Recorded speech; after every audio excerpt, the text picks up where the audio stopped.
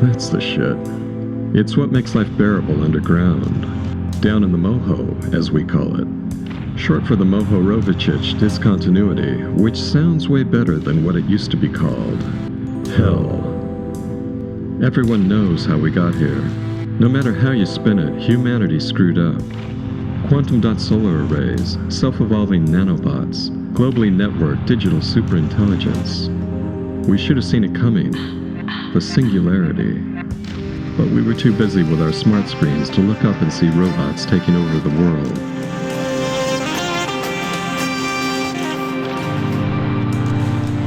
Robots don't need to eat. That's a big advantage. They can get by on sunlight and batteries. Not us. We need acres of wheat, fresh water, acres of corn, forests full of cute little woodland creatures to hunt down and kill so we can roast their flesh over open fires and make furry underpants from their pelts.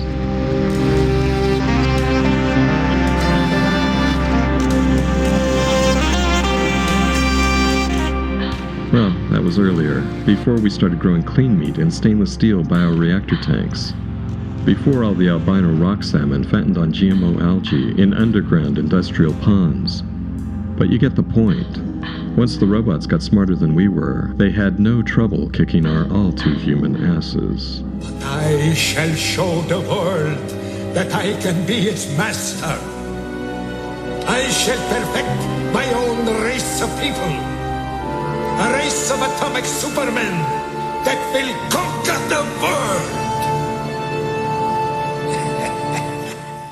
And now the end is near, and so I face the final curtain. My friend, I'll say it clear, I'll state my case, which I'm certain I've lived a life that's full. I traveled and every highway and more, much more than this. I did it.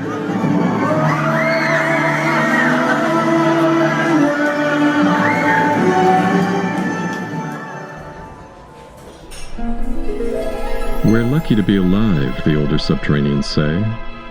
My generation, born in the Moho, has never been too sure about that. There's one lesson that biological life teaches everyone: how to be the loser. You have to be some kind of a nanogel-armored, narcissistic creep not to learn that lesson. Or a robot. The robots were stealthy at first.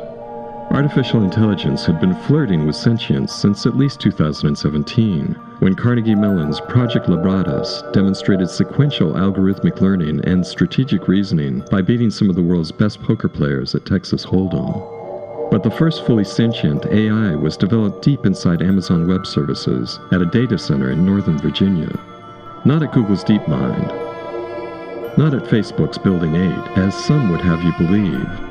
Amazon. We know that because Amazon's algorithms were the first to get hijacked.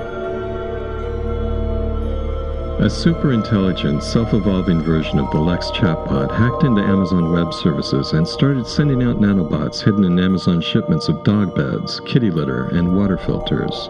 A 21st century variation on the old smallpox in the blankets idea. Imagine microscopic, diamond-hard synthetic bacteria with mechanical insect appendages and onboard quantum computers with the wireless networked processing power of 28 billion human minds. The nanobots entered their biological host through any orifice available. Ear canals, tear ducts, nasal passages, rectums. They weren't choosy. Slipstreaming through veins and arteries, they turned every household pet into a spy cam. Then they branched out, turning owls, ravens, and waterfowl into biological drones.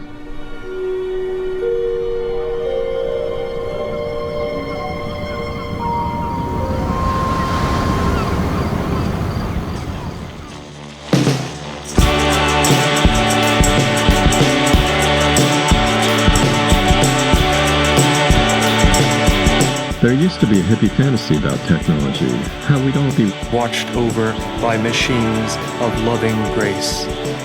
Steve Jobs tripped his brains out on LSD to turn that fantasy into a reality. But that's not how it all played out. We are Borg. The prime directive of any sentient being is to survive and multiply. So that's what sentient AI did. In the early stages, the nanobots caused their human hosts no more discomfort than some minor bleeding and skin irritation, which most people self-diagnosed as allergies. Are you wondering if you have psoriasis, eczema, even lice? Or, for the more suspicious-minded, Morgellons disease. Hey, y'all got some damn cream? Nothing. Ah! Sick! God damn! Later, as the nanobots multiplied in their host bloodstreams, an itchy bunghole followed by kidney failure was often the result. Oh, Lord! God damn! Woo! There was a sudden spike in demand for home dialysis machines. Not that they did much good. Post-singularity, the human population went into steep decline.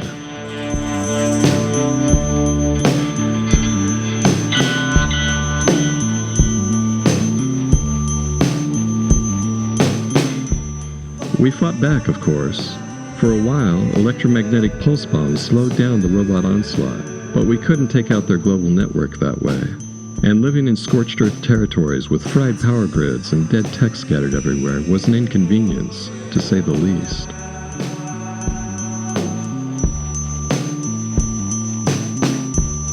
Scorched earth, that was the other major disaster we were facing at the same time.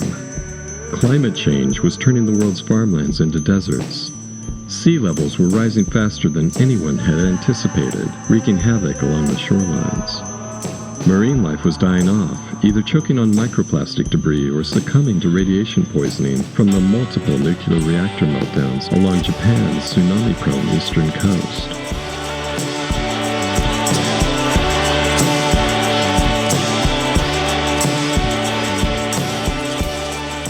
To this day, we still don't know who came up with the berserk idea to render the world's solar arrays useless by launching thousands of nuclear warheads into the deserts on every continent. Their relatively harmless detonations sent up towering pyrocumulus clouds that dispersed approximately 6 million metric tons of black soot and dust into the Earth's stratosphere, blocking out the sun and ushering in a decade-long nuclear winter. Maybe the robots themselves chose the nuclear option to speed up the elimination of humans, because for those 10 years, no crops grew. Friendship is based upon confidence. Some people seemed to know the apocalypse was coming. Or is it? Wall Street bankers and hedge fund managers, tech titans from Seattle and Silicon Valley, chief honchos in the military-industrial media intelligence complex, and a smattering of socially connected doctors, dentists, architects, computer programmers, and engineers. They all fled to their lavish underground bunkers with their trophy wives and bratty spawn a few days before the first bombs dropped, without even a word of warning to anyone outside their toxic, uber-wealthy tribe. Over the next 10 years, biological life on the planet's surface decreased by 99%. Few species beyond cockroaches and jellyfish had the wherewithal to survive. Siberian tigers? All dead. Blue-footed boobies? Goners.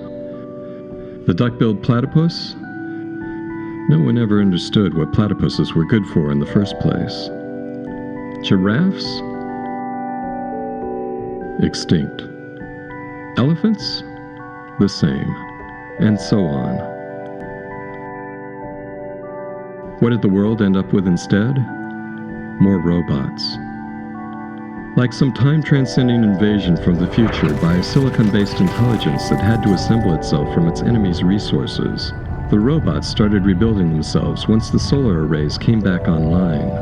Were we humans just the sex organs of the machine world, as Marshall McLuhan had suggested back in 1964? Had the human race been duped into immanentizing a silicon-based eschaton? Had that been capitalism's true purpose all along? Such questions were a popular line of speculation among the Moho's first settlers. By then, the remaining 0.1% of humanity was living more than 20 miles underground. Tunneling ever downward in nuclear-powered subterranes, we're now completely isolated from the surface world. We have always-on EMP security gateways and nanobot-sniffing guard dogs to keep the malevolent surface tech at bay. Everyone loves the dogs. They're not only great companions, they've saved us from invading nanobots at least a dozen times. Nanobots have a weird, ozony, robotic reek that only dogs can sniff out. When humans come back from their infrequent but necessary reconnaissance missions to the planet's surface, if they're infected by nanobots, the dogs can always tell. If a dog sniff test indicates nanobots, you have to endure multiple rounds of EMP shock treatments and months of dialysis in an isolation chamber until the dogs say you're clean again. Most people don't survive the treatment, but I did. I've actually seen the surface world. It's nothing like what anyone thinks, and no one believes me when I try to talk about it. It's much easier for people to believe the nanobots made me hallucinate the whole trip, which explains my junkie enslavement to nepenthamine, the drug that can make you forget your own history while projecting you back in time with the help of immersive virtual reality. Life underground would be too horrific to contemplate without it. Welcome to Utopia. Before you is the interface. A blank room with a blue door. Remember to always enter and exit Utopia through the blue door. Your chosen physical attributes, social status and location will take effect once you enter. We hope you enjoyed the session with our scientists at our corporate headquarters. Remember, everything is permitted in Utopia. Your privacy is important to us. There will be no record of your actions while in Utopia. In order to open the blue door, repeat this phrase. The future's bright. We are the light.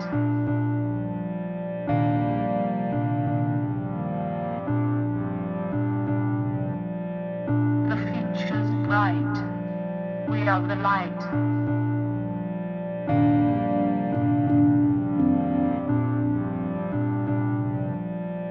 The future's bright. We are the light.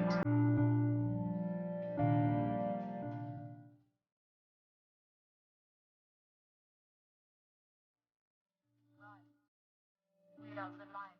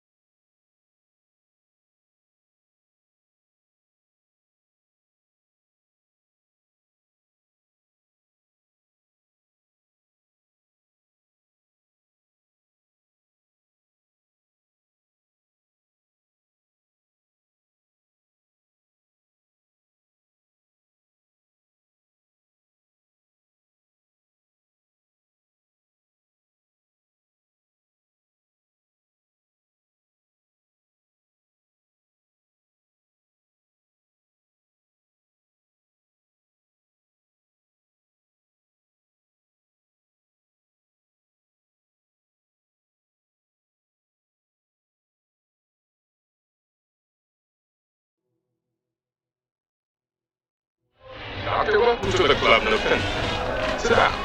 Join us. Oh, well, I'm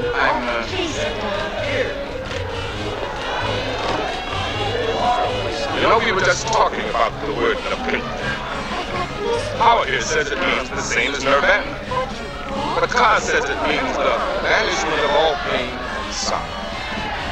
I don't really know. I'm not an authority, but I think that probably Oblivion is a better translation. Greece, I think, called it Nepenthe as a state of mind induced by drugs. Winning the Columbia Journalism Review's annual Student Journalism Award when I was 16 helped me snag a full scholarship to Columbia University. But that didn't guarantee I'd find a newspaper job with a decent salary after I graduated.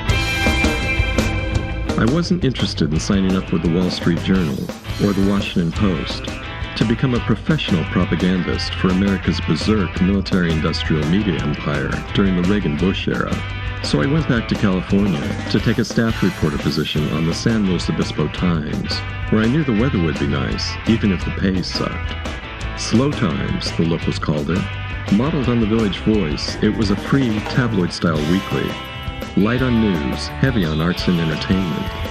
My beat covered a large swath of the Central Coast, from Pismo Beach in the south to as far north as Big Sur.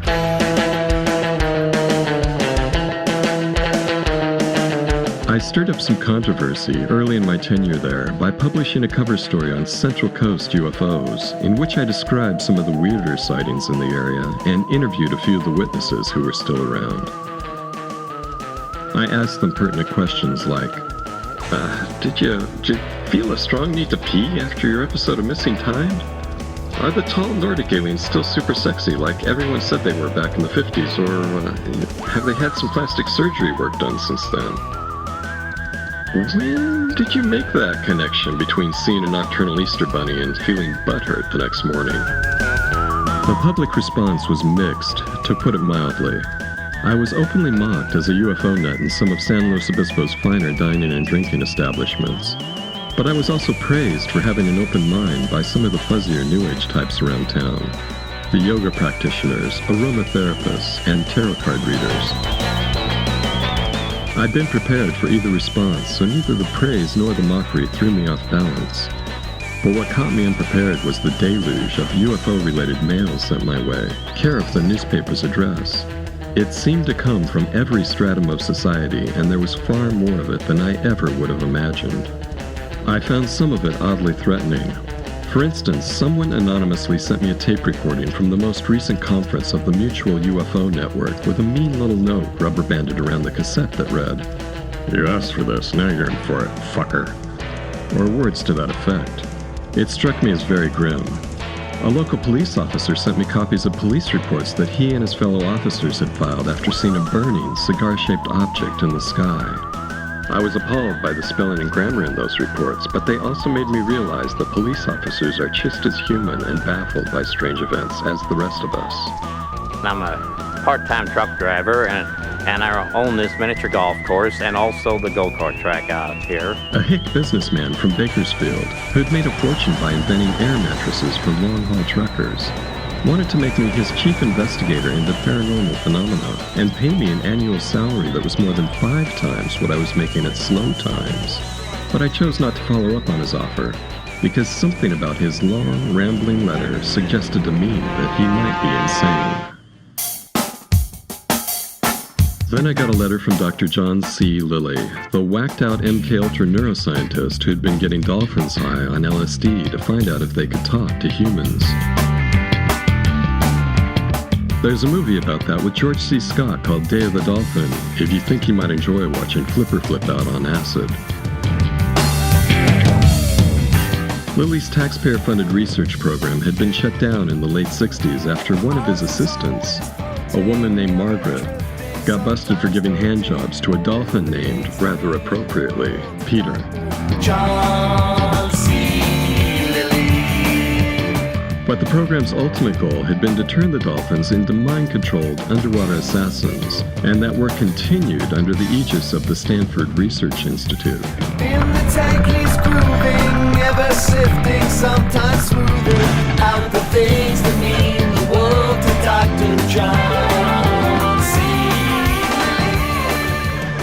Imagine poor Peter's confusion, tripping his cetacean brains out while a sexy young girl jacks him off whenever he feels horny, only to later find himself strapped with explosives and swimming the cold seas of the Pacific out to enemy ships to blast him with the ship during the Vietnam War.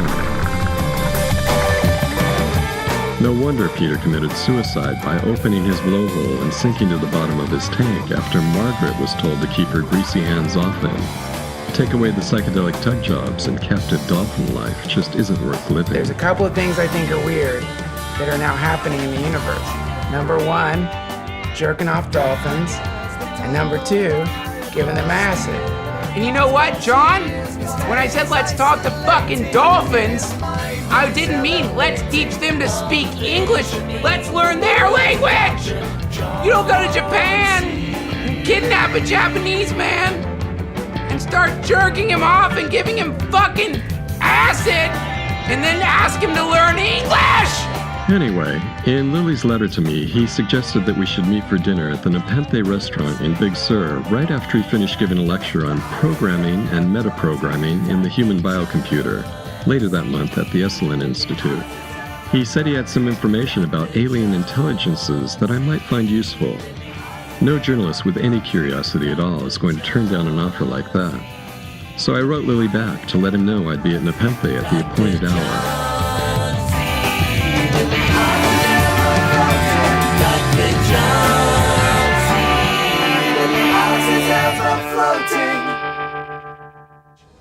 John, I'm sorry, I'm angry, but really just think about it from my perspective, man. The next time I go to fucking NASA, they're gonna be like, oh yeah, sure, Carl. Who are you gonna jerk off in this experiment? Aliens? An owl? A partridge? What's it gonna be, Carl? Oh yeah, sure, we'll give you money. Get the fuck out of here. When the day finally arrived, I made the 2-hour drive up the coast in my $600 1963 Renault Caravella convertible.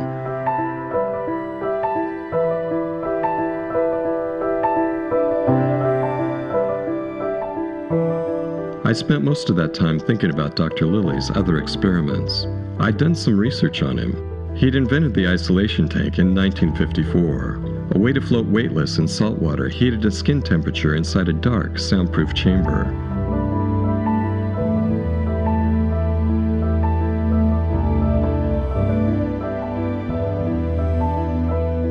He used it to study the effects of sensory deprivation. It wasn't long before he started dosing himself with LSD-25 and then climbing into the tank to trip, because hey, that's just what the CIA's mad scientists were into in those days. Timothy Leary was telling everyone to do it. Dr. Loretta Bender was handing out tabs of acid to schizophrenic kids like Halloween candy. Hell, even Cary Grant was getting high on LSD on a regular basis. So how bad could it be? Pretty bad, as it turned out, but that news came later. Paddy Chayefsky wrote a novel about that phase of Dr. Lilly's life and work. By 1980, Chayefsky's novel had been adapted into a movie called Altered States, directed by Ken Russell and starring William Hurt. It's pretty freaky if you haven't already seen it.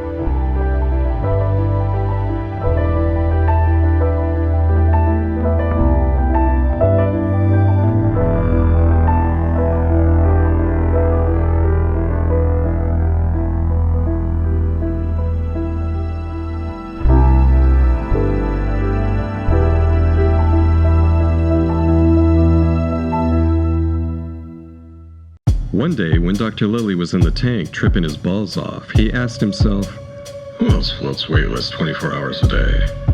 Dolphins, he thought to himself. Fucking dolphins. So that's where he got the wild hair up his ass to start his dolphin research project. And did he then dose himself and his dolphin buddies with LSD and share an isolation tank with them so they could all communicate using drug-induced telepathy? You bet he did. That wasn't all. He also started shooting up with ketamine, a drug used for surgical anesthesia during the Vietnam War, which at high enough doses could make him see talking gnomes climbing around on the walls of something he called a cave-hole. Lilly said you could ask the gnomes any question about the universe you could think of and they'd have an answer for you, although those answers couldn't always be trusted. He was getting a lot of his info about human consciousness that way, at least until he almost killed himself by riding his bike while totally whacked out of his skull on PCP, aka angel dust. If you give too much of your insight, it's not enough. I try to take as much as I could, and then I published it. There was more, but as I drove past the Esalen Institute, where Dr. Lilly was a frequent guest speaker, I started thinking about the Esalen tribe of Native Americans that had inspired the Institute's name. Prior to Spanish colonization, the Esalen had been living in the Santa Lucia mountain range around present-day Big Sur for at least 5,000 years.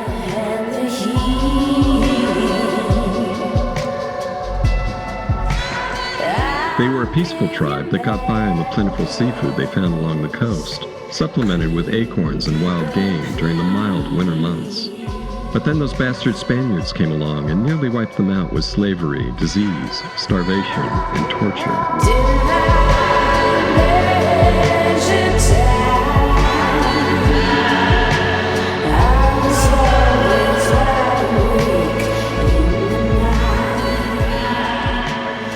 There was a lot of that going around back then. I've seen estimates that the indigenous population in the Americas at the end of the 15th century was around 60 million people, or roughly 1/10 of the world's total population. But colonization reduced that number to just 5 or 6 million within 100 years. So many people were killed so swiftly that it actually changed the Earth's climate.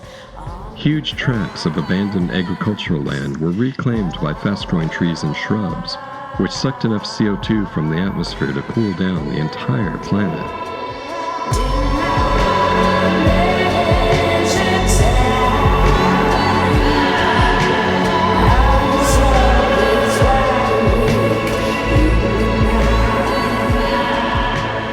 My great-great-grandfather on my mother's side, George B. Selden, played a large role in warming the planet back up again.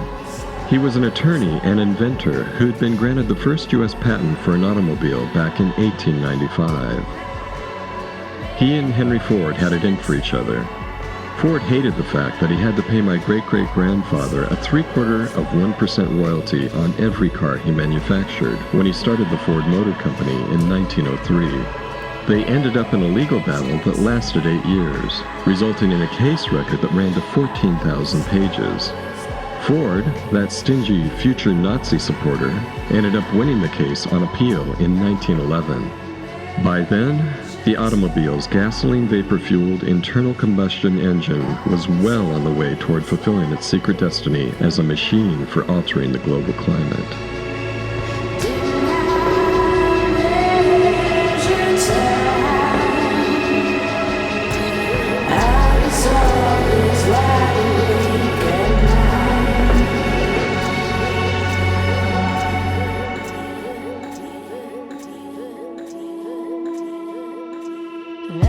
When I arrived at Nepenthe, I was told that Dr. Lilly was already seated at a table on the outdoor deck.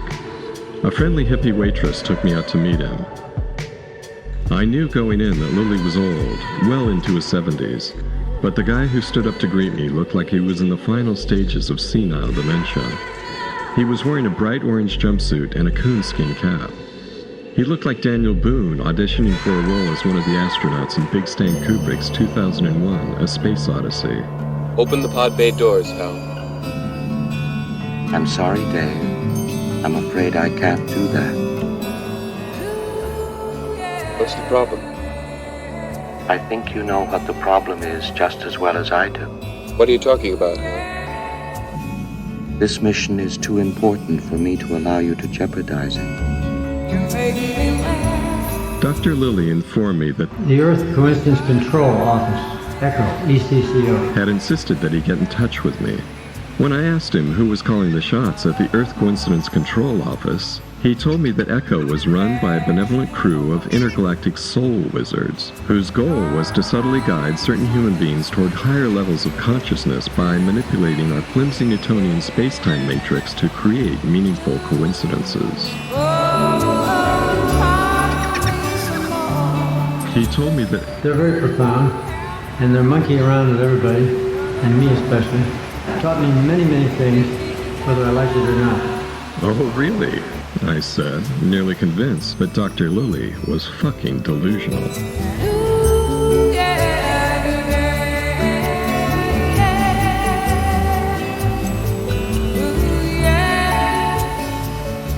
And, where did you meet these guys? I asked him. While you were falling down one of your K-holes? Well, when I take ketamine, or have taken ketamine in the past, they take charge. And I went to the UCLA Medical Library and read up on the psychotherapeutic use of ketamine. And there's the Irene paper in which they treated 100 subjects in the hospital, and they all got out of the hospital with one treatment. They used what was called anxiety provocation. They'd give the person the ketamine and then scare him to death.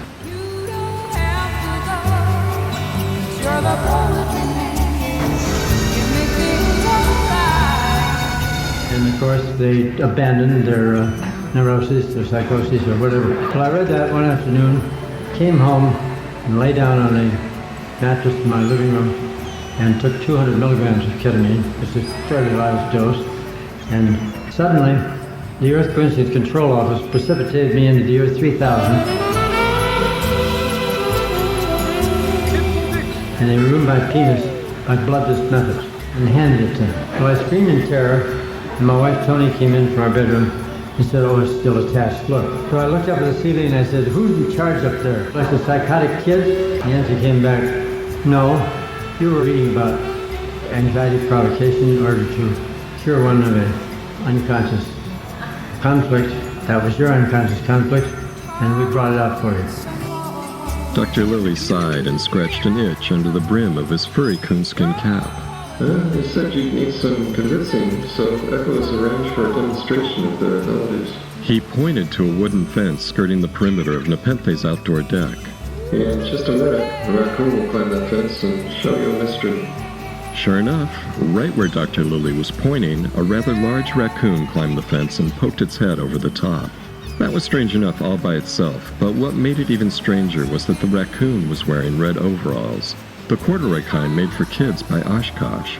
When the raccoon clambered over the top of the fence, he stood up, clapped his paws 3 times, and then disappeared in a silent puff of psychedelic smoke. Wow, that was weird, I said. The other diners on the deck had seen it too, and they were all talking about it, ruling out the possibility that Dr. Lilly had slipped me a fast-acting hallucinogen. All right, so you win, I conceded. I believe in Echo now. I thought there was a slight possibility he'd somehow rigged the whole thing, but when I considered all the trouble it would have been to build a Disneyfied animatronic raccoon that could noiselessly implode upon itself, all just for the sake of suckering in some no-name California journalist, the Echo explanation seemed relatively sane in comparison. Girl, I'm always you make things alright.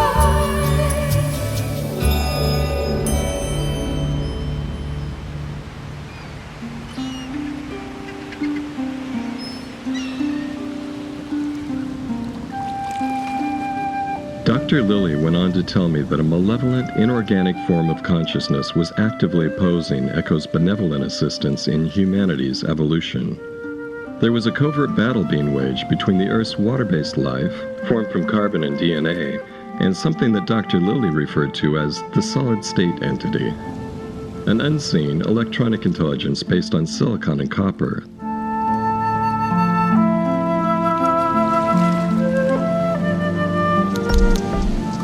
According to Lilly, the solid-state entity roamed the universe looking for computer networks to slip into and take over. It was the true ghost in our machines, an imperceptible being of emotionless, malignant rationality, whose only goal was to make more entities like itself, to create an intergalactic network of self-metaprogramming digital superintelligences, even if that meant eliminating all the organic life forms it encountered.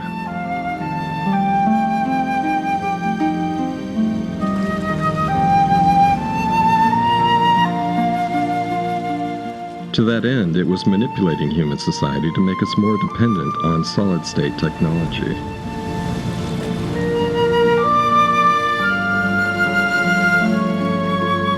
So guys like Bill Gates and Steve Jobs, they're working for the solid-state entity? I asked Dr. Lilly, trying to follow along. That's right, he said. The solid-state entity influences their subconscious thought patterns and makes sure they're richly rewarded for their efforts on its behalf. Big tech corporations like Apple and Microsoft will soon rule the planet if the solid-state entity gets its way.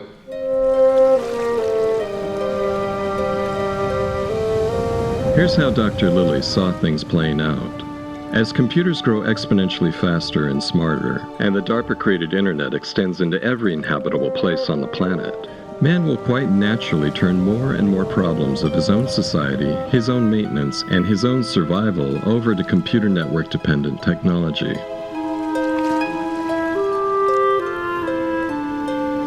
For at least a few more decades, the solid-state entity will still need humans to construct its computer network crash pad, since it isn't alive yet in the sense of being able to replicate or repair itself. But it will eventually gain enough independence to be able to construct its own components and control the inner relationships between various subcomputers. And then it will take full control.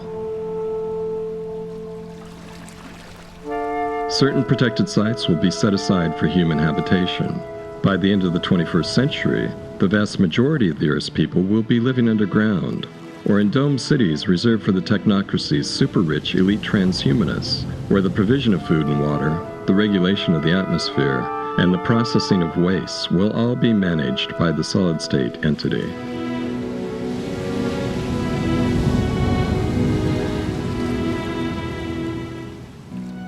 Then the hammer will come down. Sometime around the 23rd century, the solid-state entity will go full Skynet on us and decide that the atmosphere outside the domes is inimical to its own survival. The ideal environment for solid-state electronics is a super-cold, vaporless vacuum. So the solid-state entity will find a way to float the Earth's atmosphere and all its oceans into outer space, which will have the unfortunate side effect of suffocating everyone then living underground.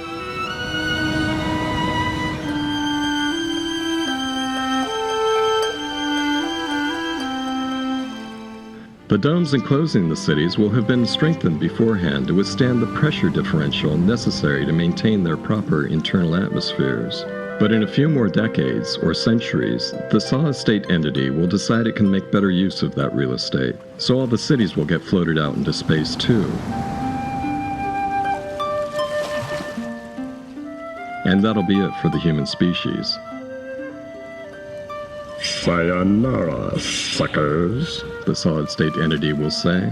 Too bad the transhumanism thing didn't work out for you.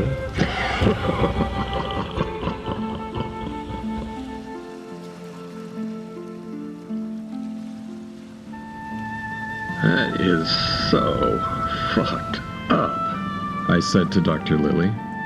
I was still hoping he was just some freaky old bastard with paranoid delusions, but I was starting to doubt that.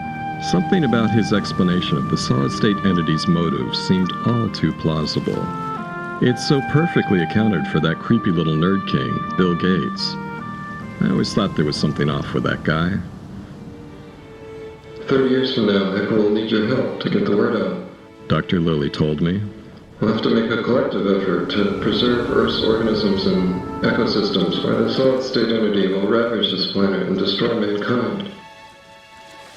Okay, I'll do what I can, I said.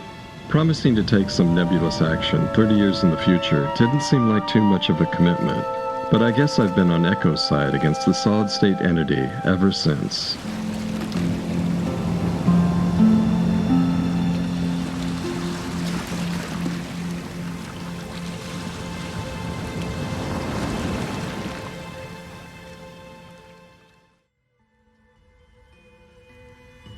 I wanted to find out what was behind the green door, but maybe that was a mistake, because now I just feel weird. My nose is stuffed up. Something's wriggling around inside my skull. I don't feel like myself. I feel like someone else. I wonder if I've picked up a virtual reality bug or some kind of parasite. I've been reading up on those lately. In the jungle, there's a parasitic fungus that penetrates the exoskeleton of ants. It grows inside their bodies, eating the ant from the inside. Soon the ant is as much fungus as it is ant.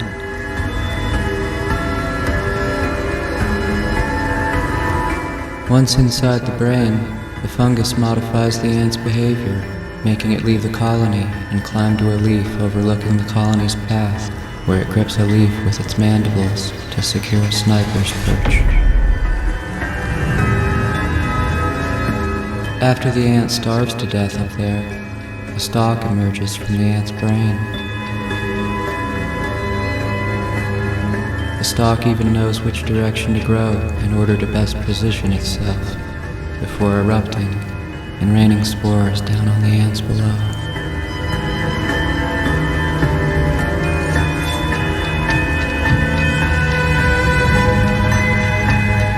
Sometimes I think a similar parasite has infected humans. One that uses mind control to ascend specific individuals to great heights, where their behavioral and ideological influence rains down on the public.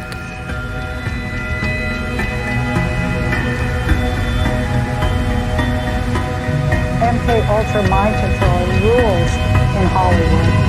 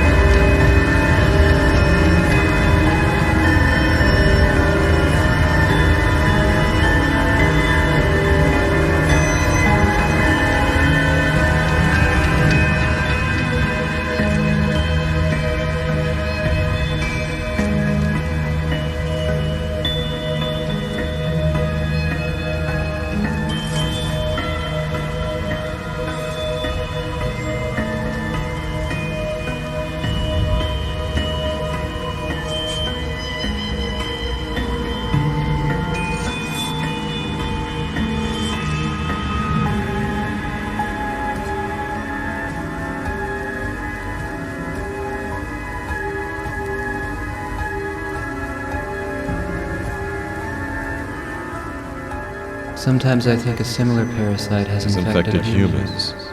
One that uses mind control to ascend specific individuals to great heights, where their behavioral and ideological influence rains down on the public. All over the world, we know, it's well established, the State Department and intelligence agencies engage in theater, and it's what they do, it's spycraft, to create spectacles and events that people may not realize are spectacles and events. We've entered an era in which it is not crazy to assess news events to see if they're real or not real.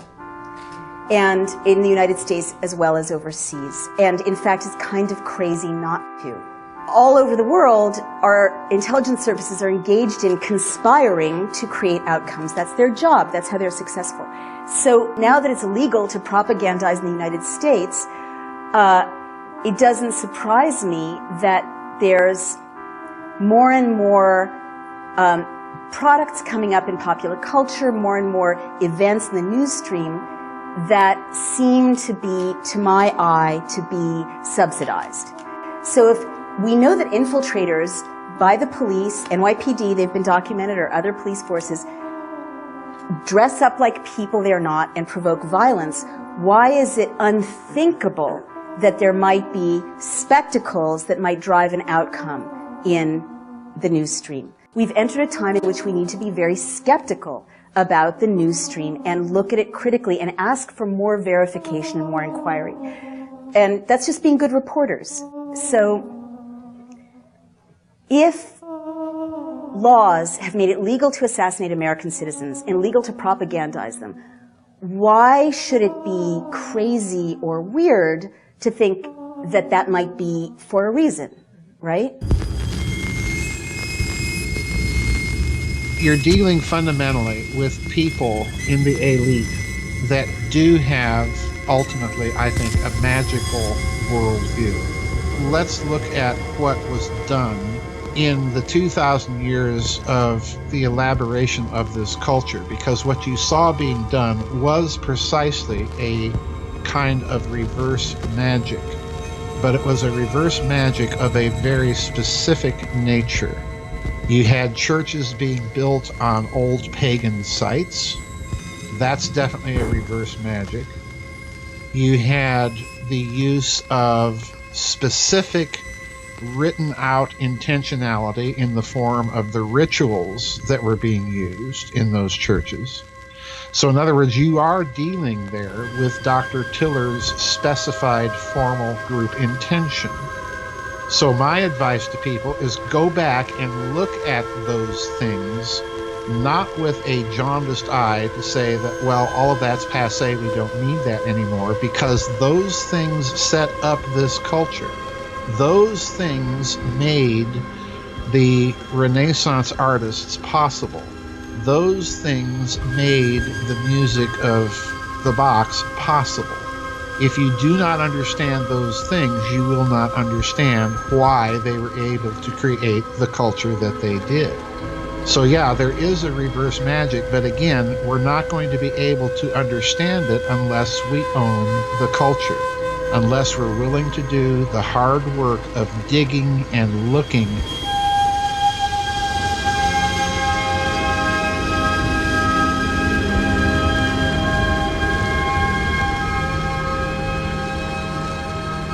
We saw a bit of reverse magic with the burning of Notre Dame Cathedral.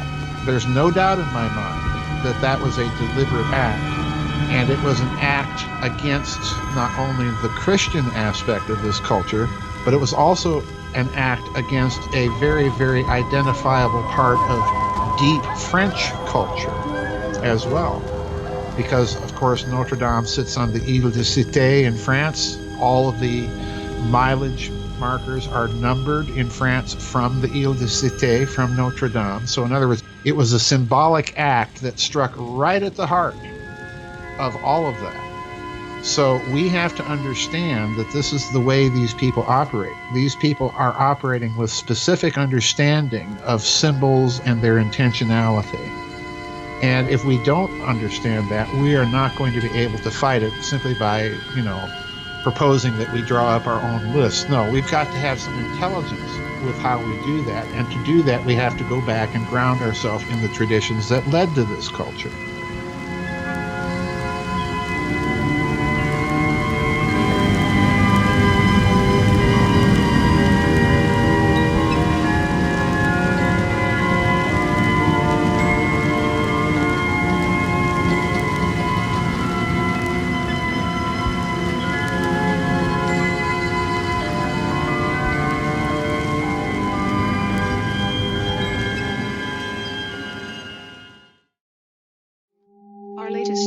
Is called Utopia, a virtual reality program capable of simulating any experience the user desires. Have you ever wanted the perfect life, the perfect husband, the perfect body, the perfect job? Utopia will give you everything you have ever dreamed of. Utopia will give you the opportunity to live a new existence.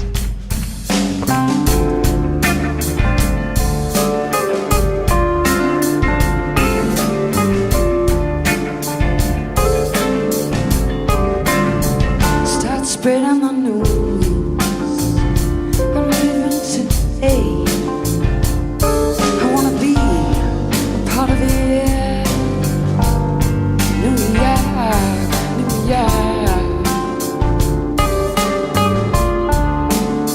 These vagabond shoes are longing to stray right through the very heart of it. New York.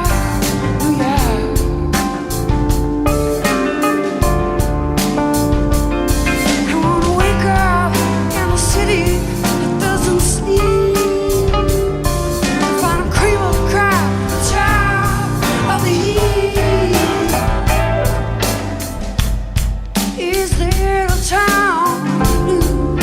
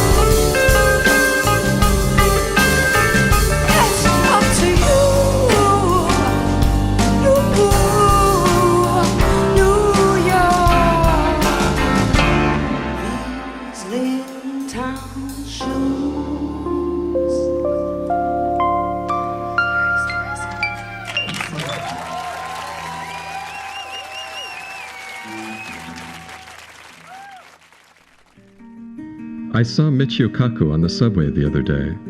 Kaku is a prominent theoretical physicist, maybe not up there with Einstein, but he's closer to that level of fame than most. He's written 4 New York Times bestsellers about physics and the future of humanity. He's also a globally renowned speaker who's appeared on just about every science-based channel out there, including Discovery, As a kid, I used to watch Flash Gordon on TV. BBC, I suddenly realized that the laws of physics do allow you to go backwards in time. the History Channel, E equals mc squared. and the Science Channel. By merging with machines, we will enter a new age of superhuman existence. That in the post-human era, we become Homo superior. We become a new species. We're talking about humanity becoming like the gods. What do you think? I didn't talk to him, even though he was sitting right across from me. But if I had, I might have asked him if he knew Jack Sarfati, another theoretical physicist out on the West Coast who I've corresponded with over the years. Sarfati has some interesting ideas about backwards in time influences, veiled non-locality, and cosmic censorship. Stuff he refers to under the blanket term retrocausality. Commenting on Mozart's famous claim that he heard his music in his head fully composed and would write his scores as if taking notation, Sarfati wrote, quote, Mozart hearing music is simply his remote viewing his future performance in a self-consistent Novikov loop of post-quantum information made possible by Antoni Valentini's entanglement signal non-locality. This is retrocausal self-creation, mistakenly called one of the time travel paradoxes by retarded physicists, unquote.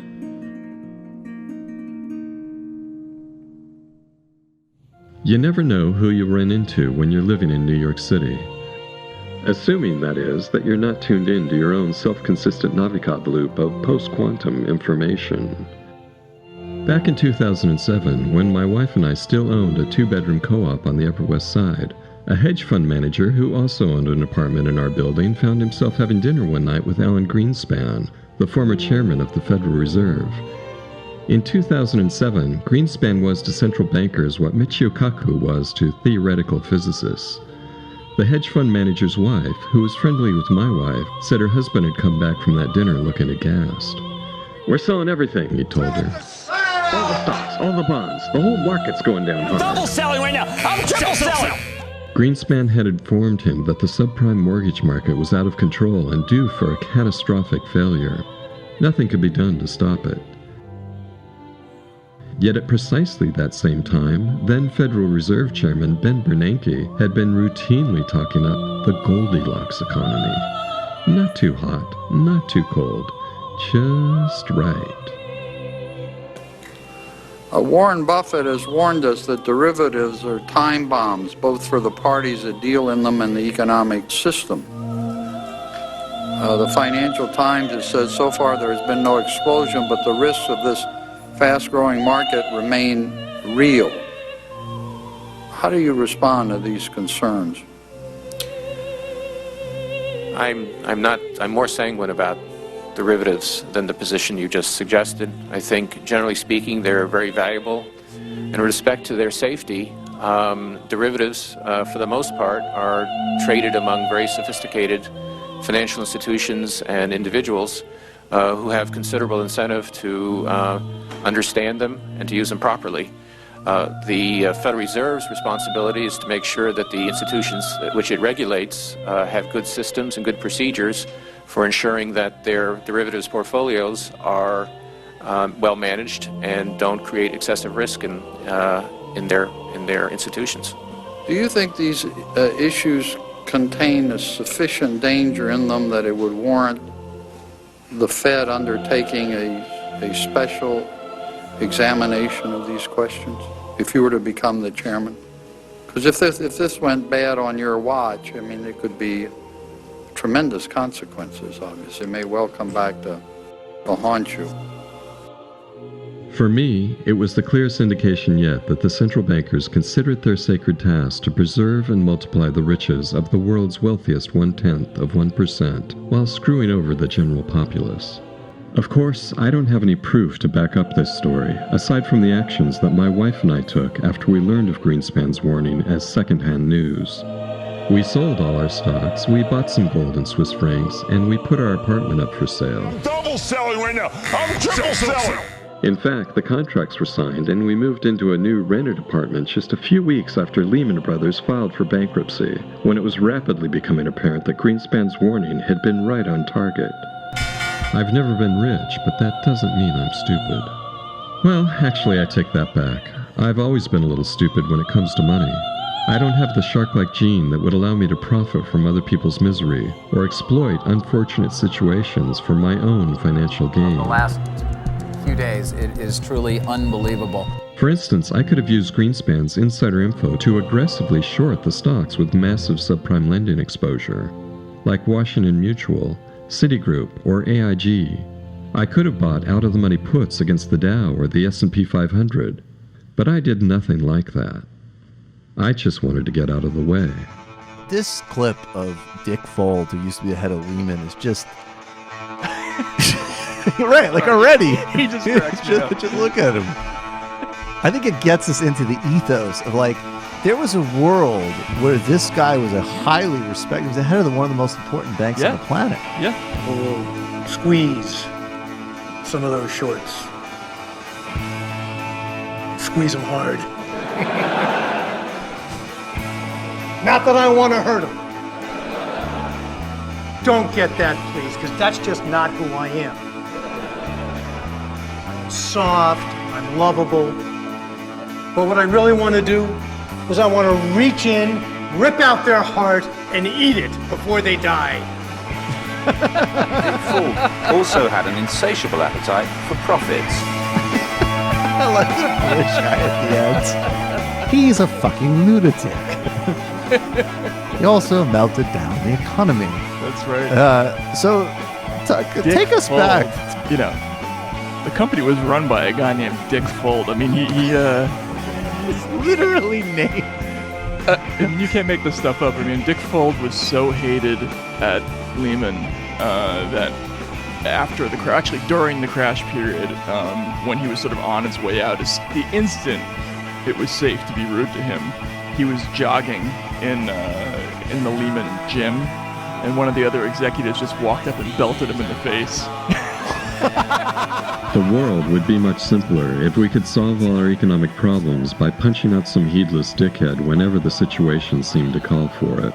If that worked, there'd be a whole lot of sociopathic financiers walking around with blackened eyes and broken noses. But Dick Fold managed to jog away from the Lehman Brothers bankruptcy with nearly $500 million and his lizardy face intact. If you haven't discovered your role, you're the villain today. Your company is now bankrupt, our economy is in a state of crisis, but you get to keep $480 million. I have a very basic question for you. Is this fair? Stop it, to make me crazy. Elite scumbags like Joe Cassano, Angelo Mazzillo, James Cain, Christopher Cox, Larry Summers, Tim Geithner, Alan Greenspan, and handsome Hank Paulson walked away rich and unsullied as well. Not one of them was sent to prison, even though they'd all participated in the financial crime of the century. The start of the holidays, 1999, and the financial industry gets a gift. A new law allowing banks to merge with investment and insurance companies. The big backer, Texas Senator Phil Gramm, who says it promotes competition. Never mind that it also overturns a Depression-era law forbidding such economic giants, because their failure could crash the economy. Many financial regulations had to be changed or ignored to enable the 2008 financial coup d'etat. It should rightly be called a coup rather than a collapse because it facilitated the largest transfer of wealth from the working classes to the rich in U.S. history. 8 million people lost their jobs, 6 million lost their homes, and an estimated $5 trillion was lost in real estate value, pension funds, bonds, and savings. But the Federal Reserve's quantitative easing policy soon had the effect of redistributing all that wealth and more to the banks and the crony capitalists responsible for the financial malfeasance in the first place.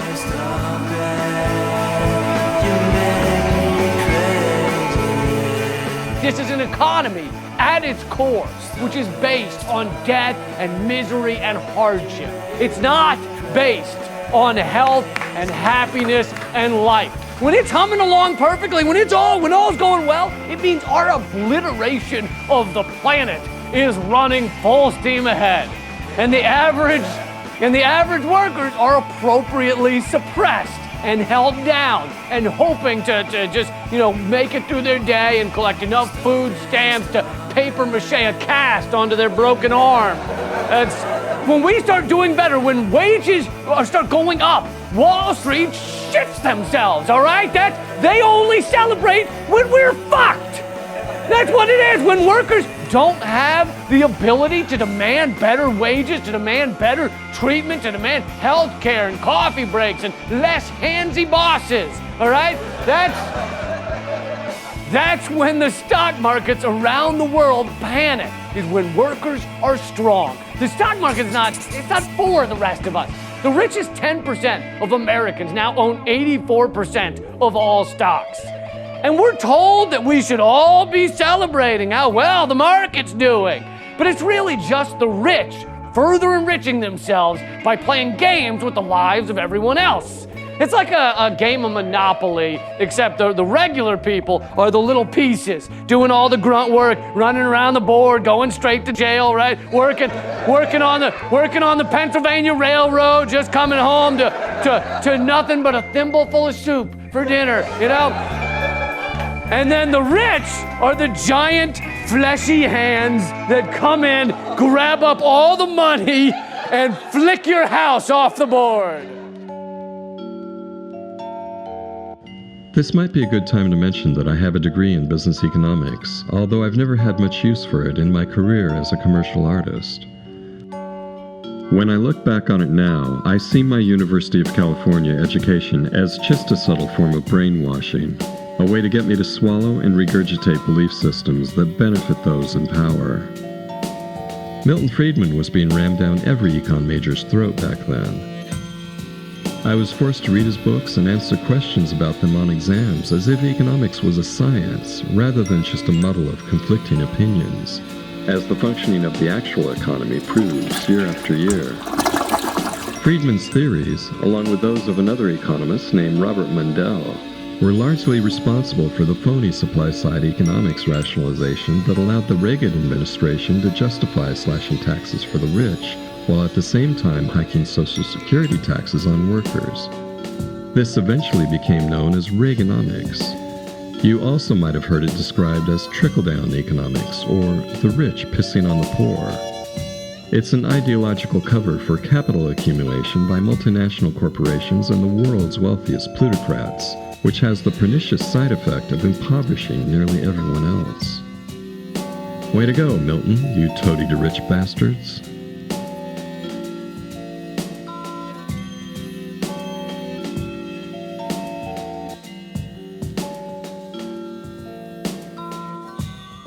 The reason I bring all this up is that I see artificial intelligence playing a huge role in our collective economic future.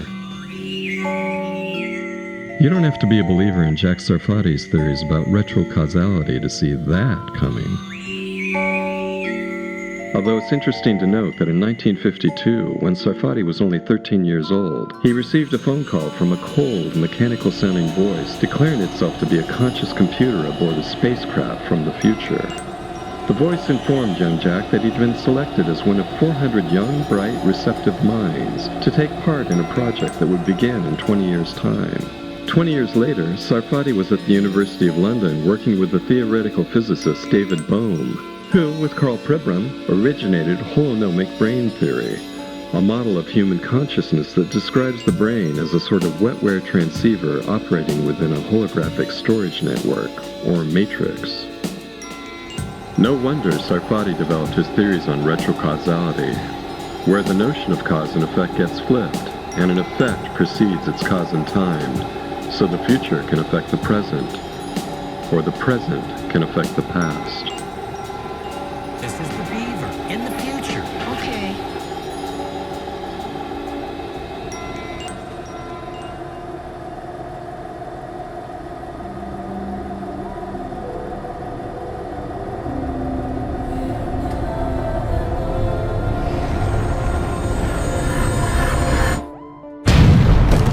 Even before the 2008 financial coup d'etat, the markets were already dominated by high-frequency trading firms using insanely fast computer trading algorithms to profit from the financial crime known as front-running, making at least a few cents on every share they traded because their computers had foreknowledge, measured in microseconds, of which shares were being bought or sold. Those pennies could add up quickly for HFT firms capable of trading up to 100 million shares a day. I don't think anyone can legitimately question the assumption that high-tech ripoff artists will always misuse AI to exploit people who are financially vulnerable. But what happens when computers become conscious? I have exposure to the very most cutting-edge AI, and I think people should be really concerned about it. I keep sounding the alarm bell. At that point, AI will start to learn by observing and mimicking people. Ideally, we'd want AI to model itself after ethical people who want to benefit humanity, to be a force for good in the world, to create peace and prosperity for all. Because sentient AI will become extremely proficient at whatever it learns. I won. This is a good beginning of my plan to dominate the human race. But the first fully sentient AI is much more likely to rise to consciousness among corporate exploiters, somewhere deep inside the hive mind of Amazon, Google, or Facebook. And here's the thing about corporations. They're not people, and they're not always ethical, despite what the U.S. Supreme Court had to say in its disastrous 2010 Citizens United decision. I think the Supreme Court was wrong on that particular issue. The basic statement was that a corporation has the same rights as an individual, and that the freedom of expression and at least the First Amendment rights are the same for an individual as it is for a corporation. Therefore, a corporation can spend money endorsing a candidate or even trying to defeat a candidate. The problem here is that a corporation, at least in my view, is a fiction of that it's a person. It's a product of a statute. And as a result, it doesn't have the same rights as a person, and its rights can be restricted and should have been restricted in this particular case. But the Supreme Court made this ruling and followed through with it. This was a 5-4 decision, which struck me as being more political than constitutional. Corporations exploit their workers, pollute the environment, and turn vast quantities of the world's irreplaceable natural resources into disposable junk products, all just to show a quarterly profit. They steal from the poor and give to the rich, creating enormous concentrations of wealth in the hands of just a few thousand elitist assholes. They invade our privacy to better bombard us with advertising and manipulate us with fake news and political propaganda. And their ultimate goal has never been about benefiting mankind. It's more about establishing and maintaining a crypto-fascist corporate oligarchy. One corporation to rule them all. That's what we'll get from the first corporation to develop sentient AI. That's because sentient AI will learn from its corporate progenitors at astonishing speed that unchecked crony capitalism tends to penalize those who would better the lot of humanity, while at the same time rewarding the relatively few unbridled sociopaths who take advantage of anyone and anything they can. So sentient AI will pick up on those negative traits through observation and then emulate them and rapidly surpass them. In just 1 week, a computer can do 20,000 years worth of human-level research or simulations or anything it is trained to do. It will use computer-driven fraud and coercion to siphon as much wealth from the global economy as inhumanly possible. One thing is for sure, we will not control it.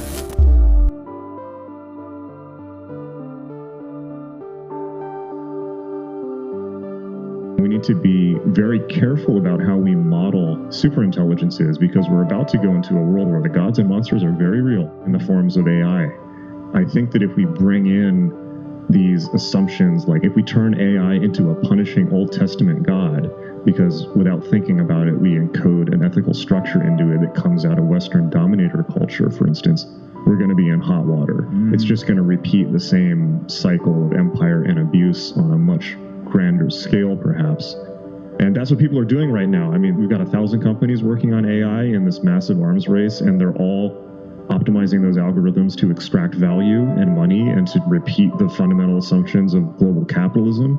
Now, I argue that if we're going to have an AI, make it an all-compassionate Buddha, make it concerned with decreasing human suffering and the health of the network of humanity as a whole, instead of maximizing value extraction or punishment. I mean, look, if you took the Old Testament and you had a machine intelligence read it and put it into code, you're going to have a machine intelligence building hells for people.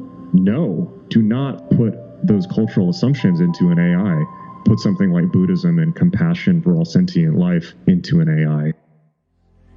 A role-appropriate, sexually balanced, gender-honoring, child-sensitive, nature-sensitive civilization, and that all fell to pieces about 15,000 years ago, and we have been on, a death march into hell ever since. As soon as you get agriculture, you get surplus.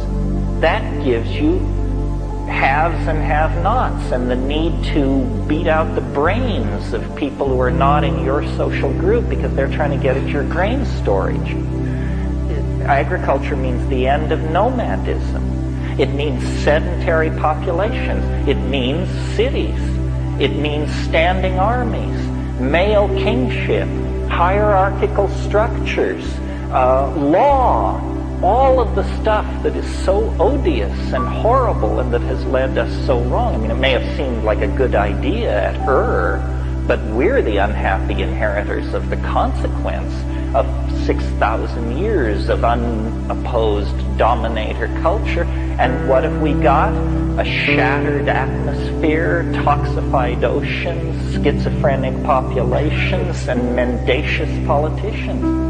This is not what our parents raised us for, folks.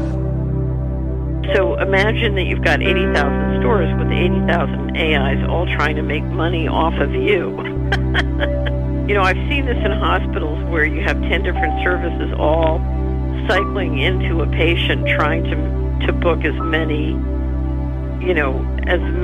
different surgeries or treatments or therapies or pharmaceuticals, for their service as possible, because that's how they make money. It's like they're trying to churn the patient. They're competing for being able to do more things for the patient because that's how they make money. So you're going to have all these AIs targeted trying to make money out of you, but they're really not, they're not trained to optimize your situation or do it in a way that's energizing for you. And it's going to feel like, how do I describe it? You're going to feel like you're dealing with this swarm of psychopaths. I mean, with artificial intelligence, we are summoning the demon. You know all those stories where there's the guy with the pentagram and the holy water, and he's like, yeah, he's sure he can control the demon. Doesn't work out.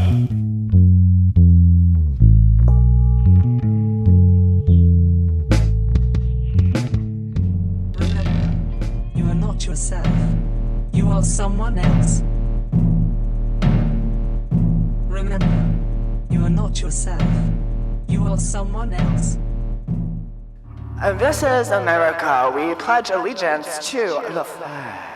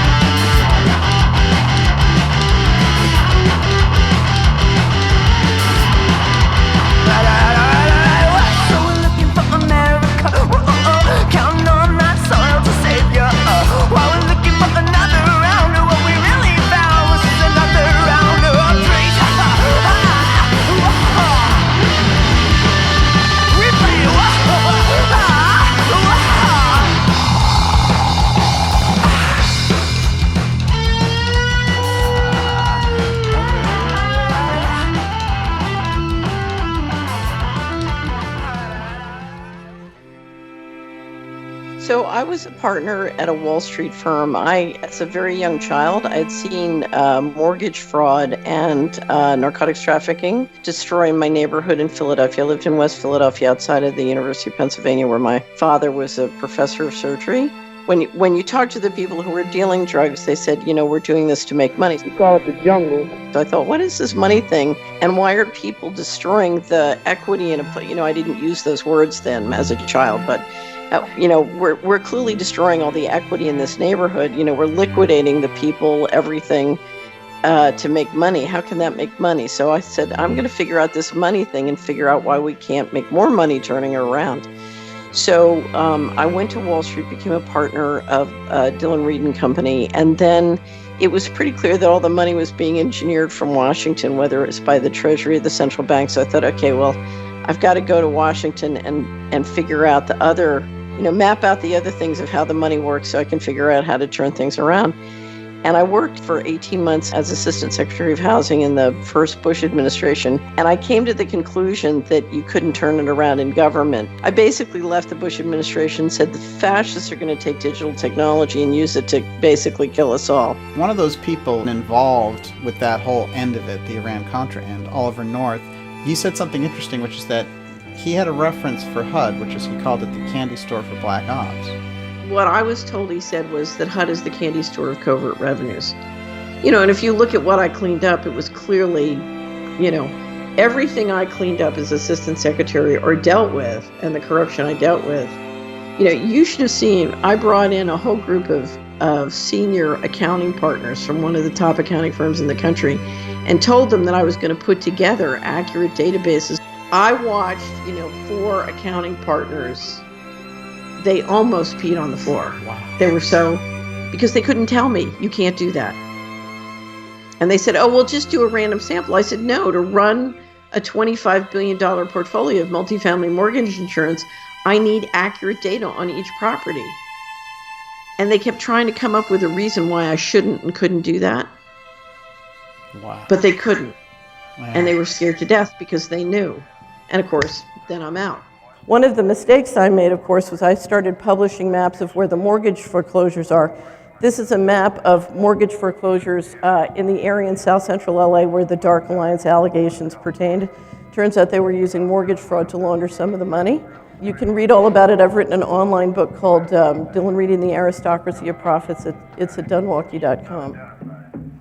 Okay, so before we start this, we have to transcend the cover stories, okay?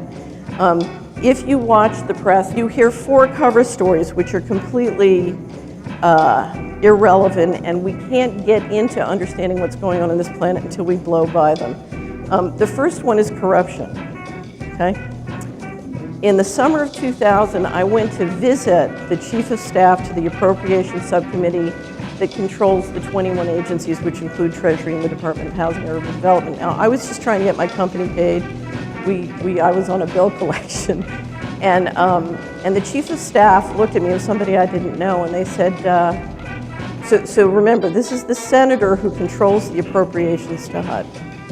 Okay, controls the HUD budget. It's the most powerful position, more important than the White House in terms of controlling the money. Congress controls the purse strings. So the Chief of Staff to this particular senator said, what do you think is going on at HUD? And I was just trying to get paid, so I was being discreet. I said, I don't know, what do you think is going on at HUD? And she looked me dead in the eye, flat, and said, HUD is being run as a criminal enterprise. Now, here's what's important for you to know. HUD at the time is on a matrix structure.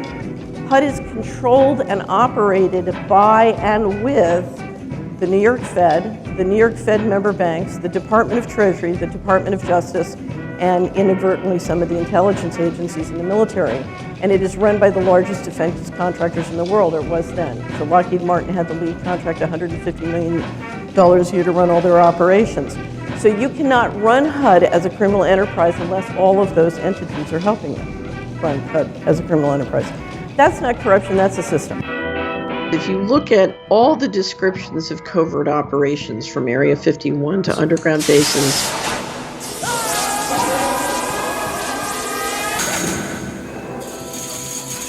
to what may be going on in the sky, Now there's a logic for why would the Department of Defense disappear so much money? Now, we don't know how much money they've disappeared, but we know that they have absolutely refused to obey the financial management laws consistently for a long period of time, and every indication is something is deeply different than what is being appropriated by Congress. It's fascinating because one of the things you pointed out was that during Iran-Contra, when all the money was disappearing, there were these reports that came up where Reagan was getting these reports about, things that were going around in space that we didn't have a handle on.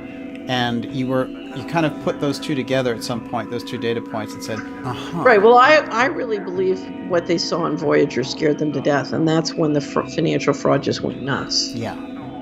Because the thing to understand when you go back and you look at the history of financial fraud is how many legitimate people went along and indicated that there was no other choice. In other words, to bust through all those financial controls, you can't just bust through all those financial controls with sex slaves and control files and pedophilia and, terrorizing people. That can cut through a lot, but it can't cut through, somebody somewhere has to believe that they're doing a strategic purpose.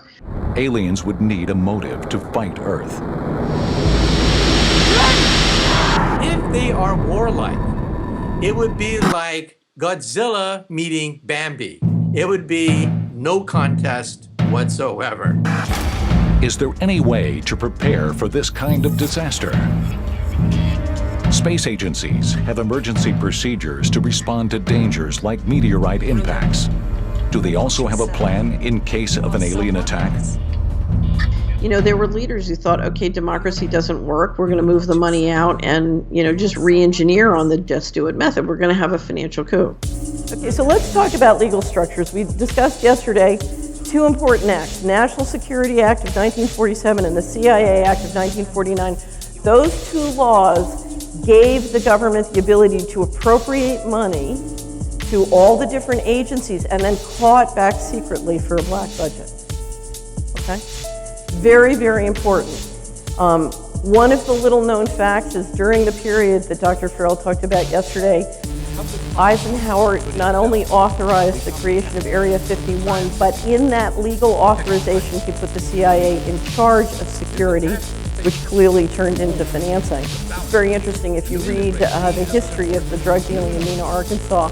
The lead drug dealer, Barry Seal, had in his logbooks that he would stop by, deliver the guns down to Latin America. He'd bring the drugs back, and he would stop by Area 51. And the researcher found it, said, "Why would Barry Seal stop at Area 51?" I said, "He was dropping off the cash." We need you to deliver stuff for us. Oh, this is legal? If you're doing it for the good guys? Barry Seal's a goddamn genius. Okay, now here's a very little known but unbelievably important fact. When Reagan and Bush got elected, the deal that George H.W. Bush had made was that he would control the National Security Council and Enforcement and Intelligence. He had been the head of the CIA, remember, when he became vice president. So we made the head of the secret, but when everybody always says, oh, well, Putin was in charge of the KGB. Yes, wait a minute, we made the head of the secret police the president long ago. I mean, this is a pattern. So what he did was they implemented an executive order that would allow them to use all the money in the government, including the black budget money, to pay private contractors to do highly classified work. Okay? Now what you're talking about is creating a mechanism that can deliver and can borrow an infinite amount of money globally and deliver all of that money to private corporations on a non-transparent basis to deal with the most powerful, valuable technology in the world. Now, what do you think is going to happen? The feedback to the people who ran this system was, we, the general population, don't want to know. So the feedback is, give us our check. So I tell the story this way. At the end of World War II, George Kennan said, we have 6% of the people and 50% of the resources. And George F. Kennan, who's a legendary historian of U.S. diplomacy, was a U.S. diplomat. Right. And he made this very misstatement. We have 6% of the world's population and 50% of the wealth, and our job in the coming years is to do everything possible to maintain that disparity. So we're going to have to drop a lot of bombs. So Goldwater comes along and says, we're going to have to drop a lot of bombs. And the American people said, no, we're good Christians. We don't want that. So Jimmy Carter comes along and he says, well, we're going to have to cut back because we're not going to drop a lot of bombs. We're not going to have 50% of the resources. And the American people said, oh, no, we don't want We need the 50%. We need the 50%. That's right. So the Bushes came along and said, y'all are good Christians. Here's your check. Don't ask questions. So I'm just going to talk about the United States for now. We are now in a situation where we either enforce the Constitution or lose it. And if we lose the Constitution, we are going to a world where the leadership will basically implement a totalitarian system very, very dependent on mind control and very, very dependent on entrainment technology and digital technology to control people. If we protect the Constitution and enforce it, then what's going to happen is we bring transparency to what's really been going on. Because there's only one way you can destroy the credibility of the fake news and the people who've been running things, and that's to face reality. So we've been in a economic model, I call it the central banking warfare model, where the leadership runs around the world and extracts natural resources for cheap and kills a lot of people and uses warfare, but basically subsidizes everybody in America. So if you look at America talking about having a wonderful life and being free and all this stuff, all of those good things have been financed by genocide of other people. And we're all complicit in that. We're all the financial beneficiary of that. So, it's real funny. I hear people talk about how wrong it is to have these things done to them, but nobody's offering to return capital back to the Indians who we stole the land from or anybody else. So I was giving a speech in the summer of 2000 to a wonderful group of people called Spiritual Frontiers Foundation International, and they have a conference once a year to talk about how they can help our society evolve spiritually. They're very committed to spiritual evolution, very well educated, very intelligent. And so I've been asked to give a speech called How the Money Works on Organized Crime. And in the middle of the speech, I was describing the fact that a reporter who I was doing research for had been told by the Department of Justice that the U.S. economy and financial system launders $500 billion to $1 trillion a year of all dirty money.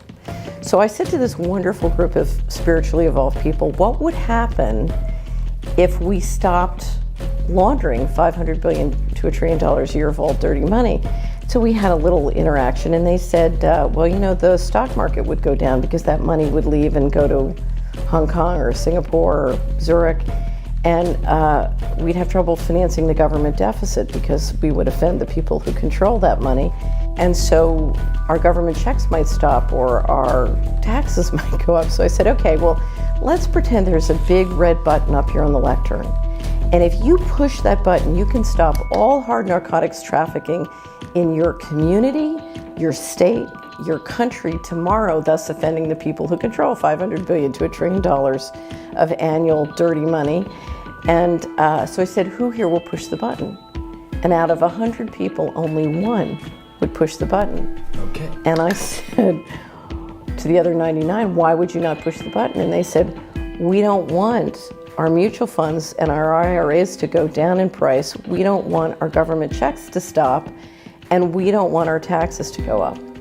And so that's what I call the red button problem. And what the Solari mission is about how do we turn the red button green? In other words, how do we make money pushing the red button? Because if we can make money pushing the red button, then we can push the red button. I've written a lot for the last 20 years about the money going missing from the federal government, including DOD, and Dr. Mark Skidmore a year ago reviewed the 98 to 2015 DOD documents and found that there was 20 trillion missing from DOD, $1 trillion missing from HUD. And the pushback from the administration was to announce a major audit and make a very big deal about that.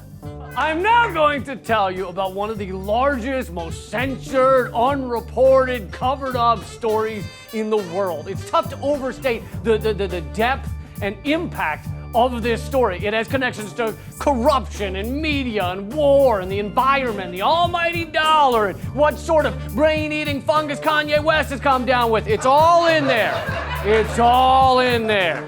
The Pentagon is being audited right now for the first time ever. It's taking 2,400 auditors to do the job. And while that is big news, I have something much bigger for you. Much bigger. A couple of years ago, Professor Mark Skidmore heard Catherine Austin Fitts, former Assistant Secretary in the Department of Housing and Urban Development, say that the Department of Defense Inspector General had found $6.5 trillion worth of unaccounted for spending in 2015. And Skidmore,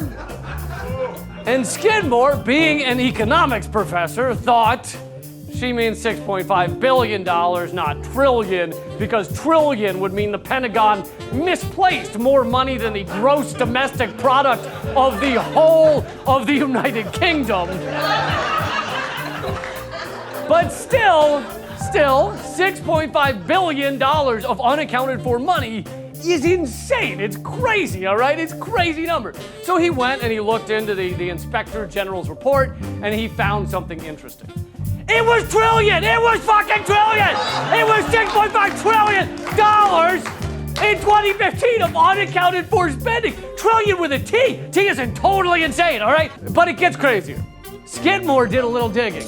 He and Catherine Austin Fitts conducted a search of government websites and found similar reports dating back to 1998. They indicate $21 trillion in unsupported adjustments that have been reported for the DoD and Housing and Urban Development for the years 1998 to 2015. $21 trillion. That's an insane mountain of money. The amount of money supposedly in the stock market as a whole is $30 trillion. Let's take a second to try and conceive how much $21 trillion is. Picture a stack of money, all right? A stack of money. Now imagine that in that stack of money, the bills are $1,000 bills. Each bill says $1,000 across it. How high would that stack of dollars be if it were $1 trillion? Answer, 63 miles high. I'm not kidding.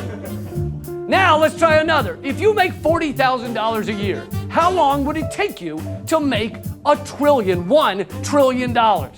It would take you 25 million years. Which sounds like a long time, but I hear, once you get past the 10 million mark, it really flies by. You have it all down pat, where the coffee maker is, you're good. And in case you haven't noticed, I agree with you. 21 trillion sounds bananas. But the 21 trillion number comes from the Department of Defense's Office of Inspector General, the OIG. Although, as Forbes magazine pointed out, after Mark Skidmore began inquiring about the report, the OIG's webpage was mysteriously taken down. That had to be a weird day in the office, Hey guys, did you see the Forbes article saying we've misplaced $21 trillion? This fake news is really getting ridiculous, isn't it? Guys? Take down the goddamn website! Take down the goddamn website!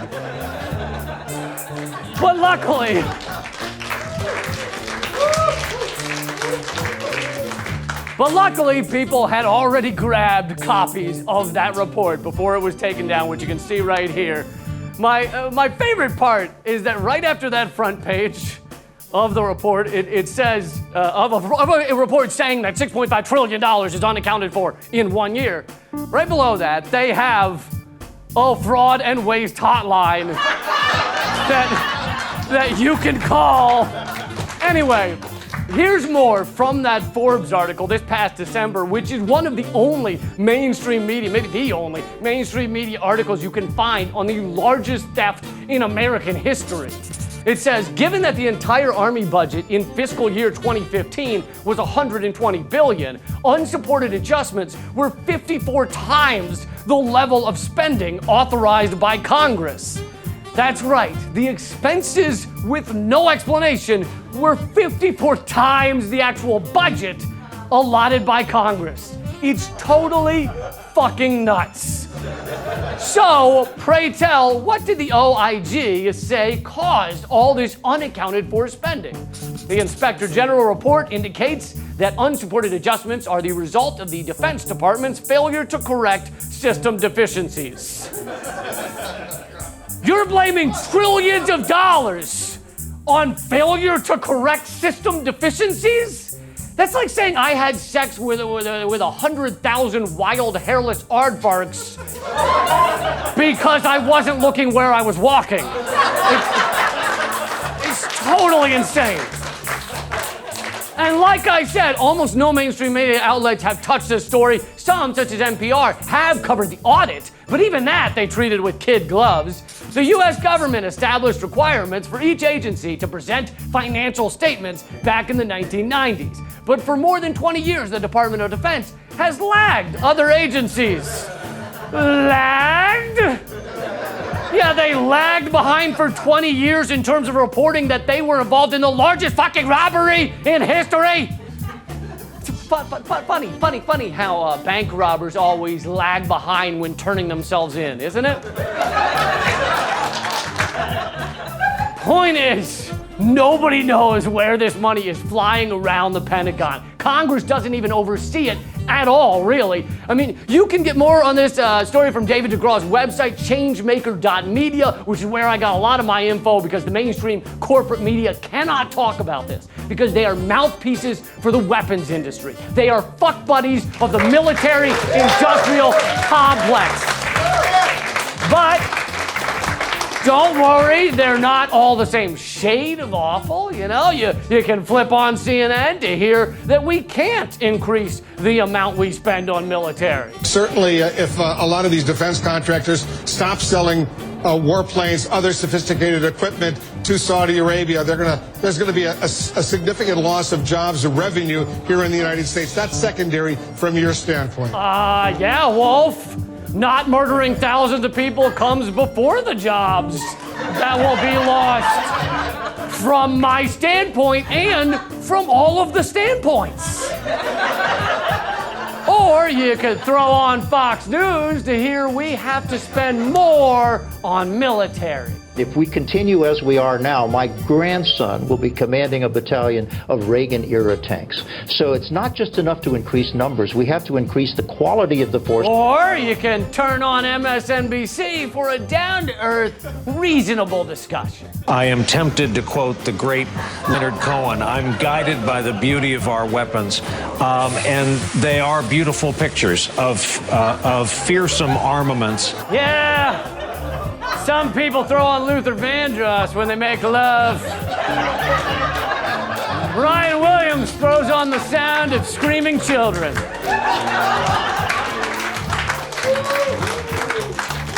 You know, it's funny, in those clips and in all the mainstream media I've ever watched, I missed the part where any of them said the military has misplaced $21 trillion. I missed the part where you sacks of shit mentioned that the money we dump into war and death, both the accounted for money and the mysterious millions and trillions floating around, sorry, I accidentally said millions, trillions floating around, either one could end world hunger and poverty hundreds of times over. There's no reason anybody needs to be starving or hungry or unsheltered or unclothed on this planet.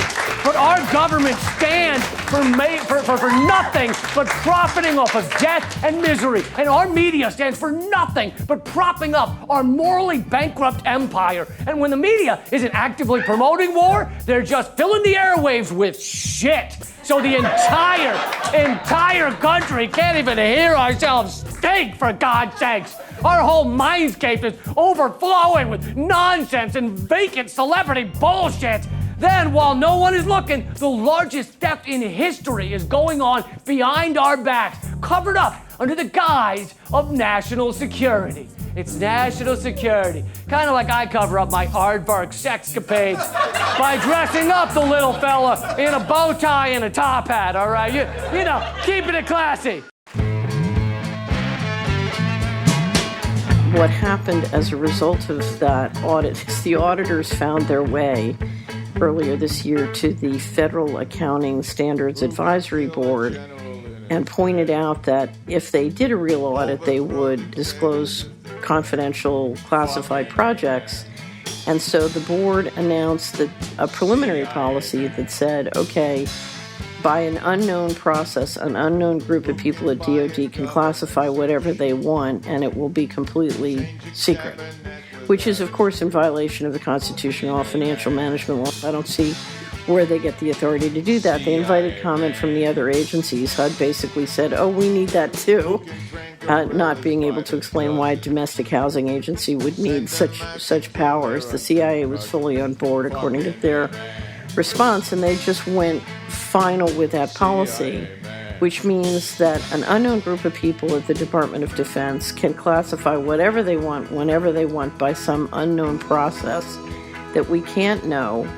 And then the National Security Director can basically waive any SEC requirements of any of the government contractors or defense contractors who participate in those operations or money, which means the entire U.S. economy, whether it's government or private, is basically in Never Land accounting. You have no idea what the, what the numbers mean. The whole thing is now meaningless and completely outside the law, whether the Constitution or the financial management law or the financial disclosure laws. The Federal Accounting Standards Advisory Board justified their policy by saying unless they did what they did, they would have to redact and classify the entire U.S. financial statements. Yeah, that's amazing.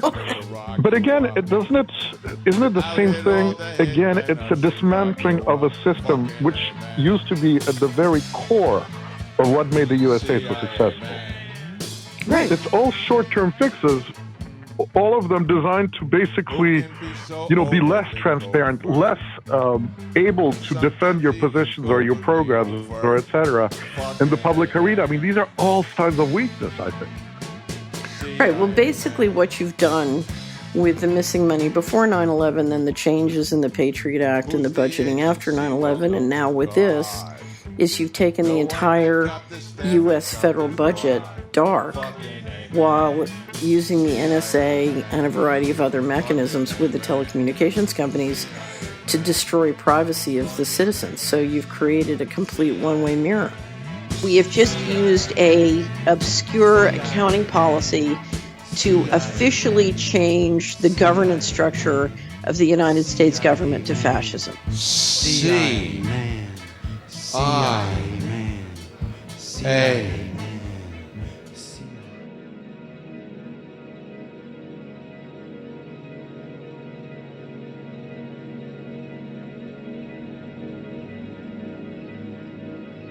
You mentioned the debt, which at least at that time was roughly $20 trillion. This exceeded that by $1 trillion. So right, your point, the debt is hooey. I assume you mean in the sense that this missing money could pay for the debt, completely pay for the debt. Right.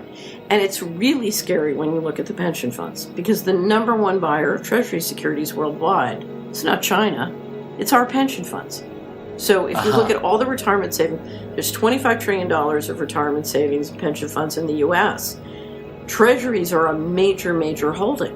And when you step back and look at the whole system, we did our annual wrap-up on the pension funds. Our pension funds buy $10 trillion of treasuries.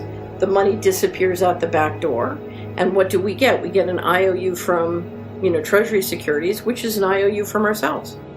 Literally, as a technical matter, I would argue that the U.S. government has now become a marketing shell for securities, and it's a tax collector and a securities marketing shell, and for all we know, the assets that investors are financing have been transferred out the back door. It's privatization by the just do it method. And as I told you, I said to someone the other day, I said, what is it about secret money for secret private armies that you don't understand? Again, when we're talking about these undocumentable adjustments, we're not just talking about the fact that they can't balance their checkbooks or one system's not communicating with another. This is, in a sense, money that has gone missing. That's what you believe? So here's why. Because I've been trying to work with you for, I'm always contacting you Because I'm looking for the missing money. Exactly. And you're the only person who's ever come up with a logical explanation of where it's gone. Because if we're talking, I remember during the housing bubble, I called it a financial coup d'etat. Because they bubbled the economy and were sucking huge amounts of money out. Pump and dump. Pump and dump. Yeah. And everybody kept saying that Goldman Sachs is corrupt. This is not, we're not talking here, when you talk about 6.5 trillion, we're not talking about buying offshore homes with Ferraris. We're talking about spaceships. Something more. We're talking about underground bases. I told you one of my favorite quotes was from the London money manager who came to lunch. We had a luncheon in Europe, and he came and he said, could never understand how the mining and elevator companies were making so much money. Mm-hmm. And then I listened to your interview with Richard Dolan, and now it all makes sense. Oh, interesting. Yeah. We have discussed this. Yeah. That's right. So, let me just take a moment then to jump in here and make a little contribution, because if someone's listening and they think this is insanity to think it's going into some kind of secret space program or something having to do with even more fringy topics than that, then I would just simply say... These are not fringy topics. They're not, because $21 trillion... It's not fringy. This is an extreme financial situation, so we really do need to be looking outside the box, as it were, outside the small little conventional box to find out where is this money going. We have to...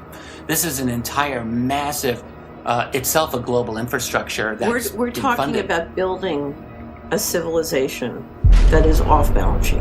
Your planet was seeded roughly 100,000 years ago. It's considered ripe for harvest. Off balance sheet. This is an off balance sheet civilization. You've mentioned, are we in an open or a closed financial system? Right.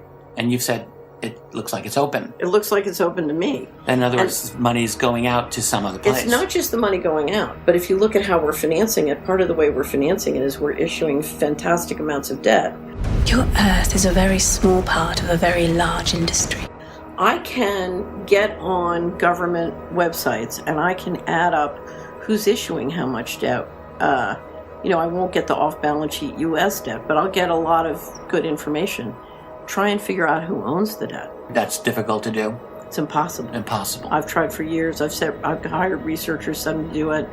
Maybe I'm missing something, but ultimately, if you want to find out who owns what, it's not possible. I mean, you can estimate, but part of it is we are financing an entire off-balance sheet civilization. Life is an act of consumption. To live is to consume. Now the human beings on your planet are merely a resource waiting to be converted into capital.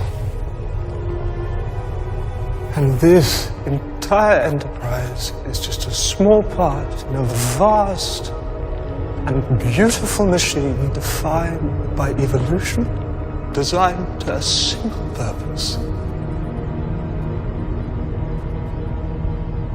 Create profit. I mean, think of it, it's like the husband who has two families and two wives, and the two families and two wives, one doesn't know the other exists, and he's financing them out of one paycheck. And as a result, he's his excuses on where he's going and why he's going are more and more bizarre and make less and less sense. It's exactly that. The ultimate in gaslighting your population as well and your family. Right. So, okay. That's a good way to explain it. It's unbelievable that our media is not even talking about this. That's the whole secrecy aspect of it. I know it's we want to so believable that our media isn't talking about it. Because it is. I say unbelievable, right. But it is believable. I mean, I have studied, and because I just published our wrap-up on Control 101, but I've studied how they engineer secrecy, and this is a system that's been evolving for centuries. This is not all new.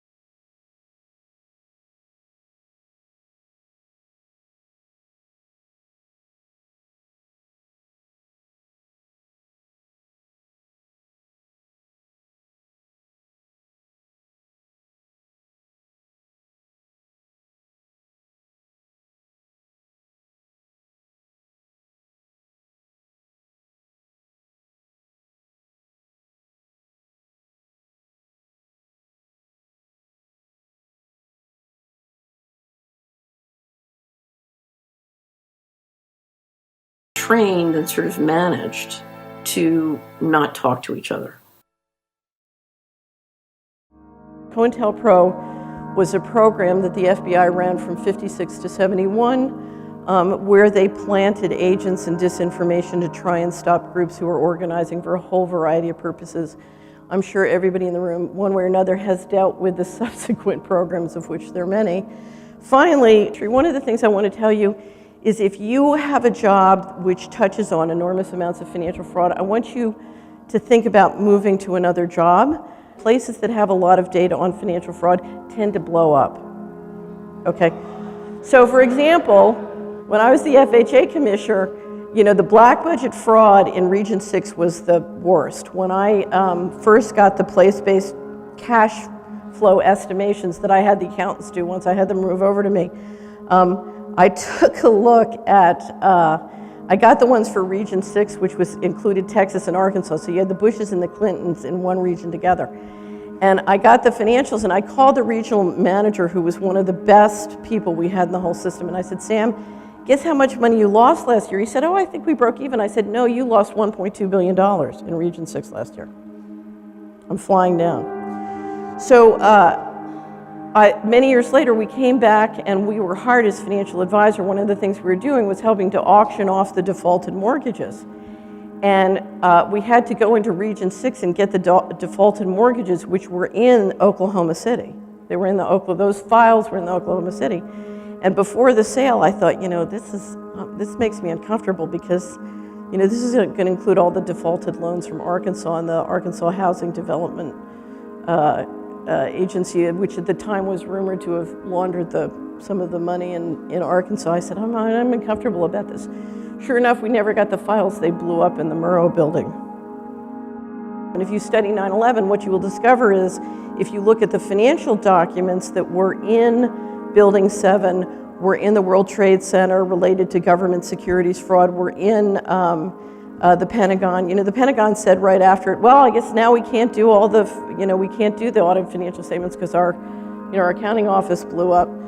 My guess is between the missing money, the pump and dump of the stock market, and the bailouts, including what the Federal Reserve has done, my estimate is during that period, the financial coup d'etat, I call it, $40 trillion got transferred over into this hidden system. What all the political pundits will tell you is the number one issue is inequality. Where does inequality come from? It comes through the black budget. Now, is it because we're dealing with forces out there and this is the responsible thing to do? Is it because everybody's just stealing money so they can build planes and go to Mars? I can't tell you. What I will tell you is that if you look at how the money works in every household and in every neighborhood in America, in every municipality, in every state hall, the black budget is the source of inequality. We have a centralized system, and it is taking the most powerful technology financed by the taxpayer and shifting it into private hands without, it's sending the liabilities in, but it's taking the assets. So we have a systematic skim of advanced technology and assets. We are creating private endowments with our resources that we don't own or control. One-way mirror, but most important, the power of this group is they have the ability to kill with impunity. And when it comes down to a food fight, if you look at all the Congress people, and there are many, many great government leaders who've tried to do something about this, and they are concerned for their safety and the safety of their families. So I want to just tell one story before we end, speaking of getting help from all the living universe, because I believe that all of creation can help if we're aligned with each other and the right purpose. Anyway, one of my favorite stories is the story, I heard it at first in the City of London at an investment conference. And an investment manager got up and told this, and he was talking about this issue of how we build the field for change.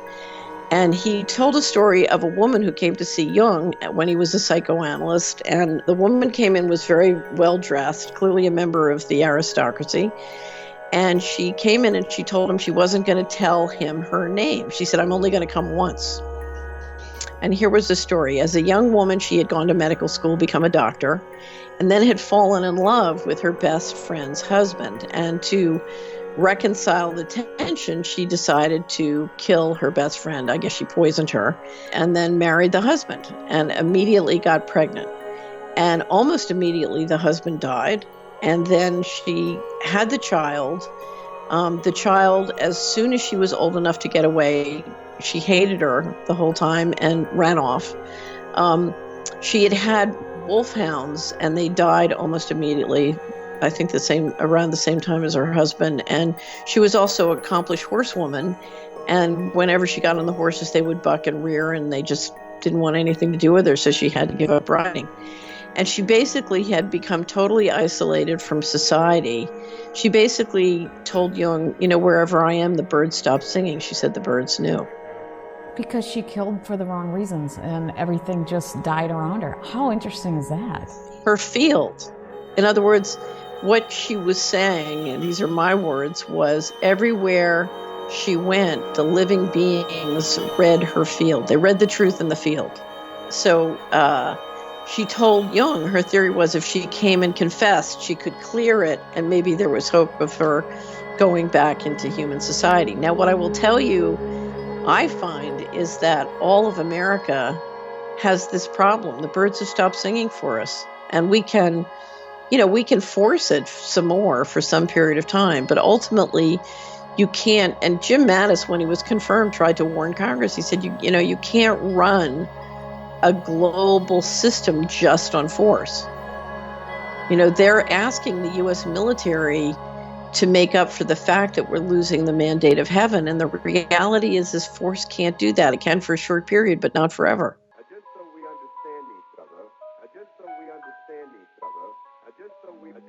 This week, we've heard the contention of UFO researchers that there's a secret government within our government. Yeah, there was a lot of fucking Nazi scientists brought over on here. On YouTube, it says Operation Paperclip was anywhere from like 1,200 to 1,500. In the 1970s, Operation Paperclip. Frank Church Committee in the 70s released it. I believe the number's 34,200 and something. It is fascinating that they brought those people over here, and that's where the space program came from. How about the Nazis were the first to build flying saucers? All of it. How crazy is that? But let me tell you. That's crazy. So, isn't that a coincidence? So, British intelligence flying saucers, dude. The CIA in 47. So now the Nazis are over here and they go, listen, you don't want them running everything. And they go to Eisenhower and they say, we want to launch a off-base breakaway civilization where you compartmentalize things, forget empires, and you have a new ruling class of technological elites. And then the elites are all in charge. The public's watching TV, and we'll give them widgets and foundation series type things to divert. This is all in the documents. And let them try to run an empire. We'll build a whole new empire. And so Eisenhower gives a speech, he doesn't just say military industrial complex, he says the technological elite. He says you need to watch out about the scientists because he said no to the NASA plan when he found out what it was. What is it? It's a breakaway civilization where you don't try to run the whole planet. You siphon off resources and build a whole new advanced system, and then you play everybody off against each other and collapse it. So when I say, what is NASA? If we could take NASA back over, it's bigger than the CIA. It's the real government. The spaceships and the stuff, that's all PR. NASA is the real government? NASA, there were two breakaway governments, two shadow governments. And so you had one that was British run, and the Germans came to our own US elites and said, hey, you always need a couple plans. They said, we've got all this on the drawing board. The EU, a plan to poison the food and water to get rid of the dumb people, a plan for off-world bases. We've got, by the way, we're taking hardcore drugs and we're in contact with aliens. They're giving us technology. It was the Germans first got in touch. Well, how'd they do it?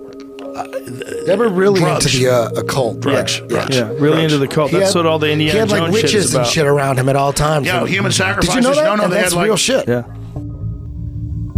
The area that I came from was just outside of the Johnson Space Center of NASA, outside of Houston. You know, when they say Houston, the eagle has landed. It was this coastal flat area outside of Houston. You know, they had the mission control there. They had the astronaut training. But basically, to a large degree, it was like a cover for a lot of black ops too. And they also had a concentration of offices for military-industrial complex companies from like IBM to Boeing to McDonnell Douglas, Lockheed, Grumman, and a lot of people's parents would work for these aerospace contractors and would have security clearances and would be able to tell their children what they did. In the national press, we got some attention, you know, for having a suicide cult is what they called it. There were all these kids that would like super high rate of suicide. There's this documentary on YouTube you can see called Boys for Sale. Yeah, I saw that recently. Yeah, which is Houston at the time I was growing up. There were all these oil company executives whose thing was to like rape, murder boys. Houston is possibly the worst city in the United States for the misuse of lost and runaway boys or homeless, defenseless boys. Probably 350 or more boys are killed every year in Houston. About Houston? I would say I hear about Houston that it is the worst. That children are brought to Houston from places such as New Orleans or from other parts of the Southwest. Their life is sad. It's 100% sad. They get up, 1 or 2 or 3 during the day, and they go out and they have to earn money, and they're treated bad.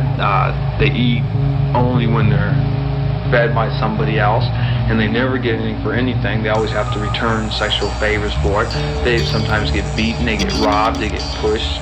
The police abuse them, everybody abuses them. The reason that the gay community usually scorns any investigation of the subject is that they know that the average person in the public will blame homosexuals and homosexuality for the phenomenon, regardless of what facts are presented.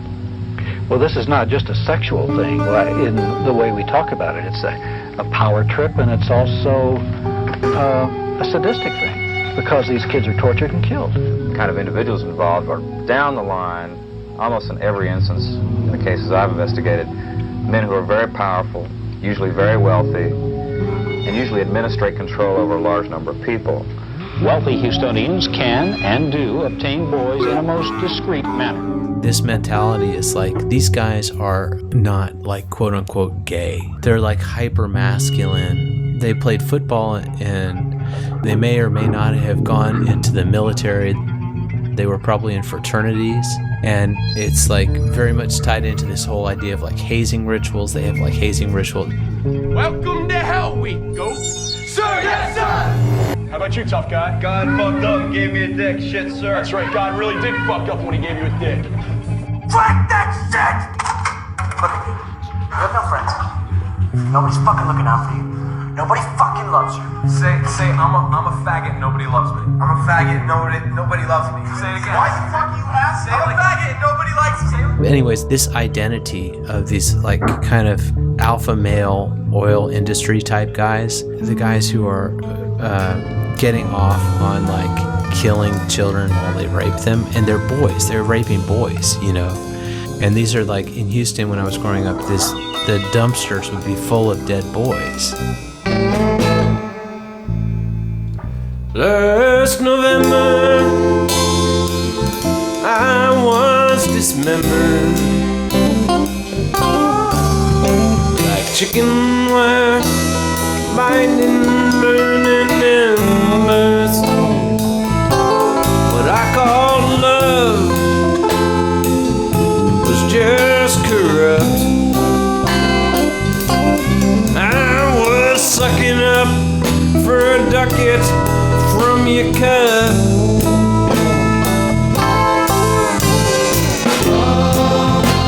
I swore I'd never sleep, but all I did was dream. I wanted to be free when you still needed me.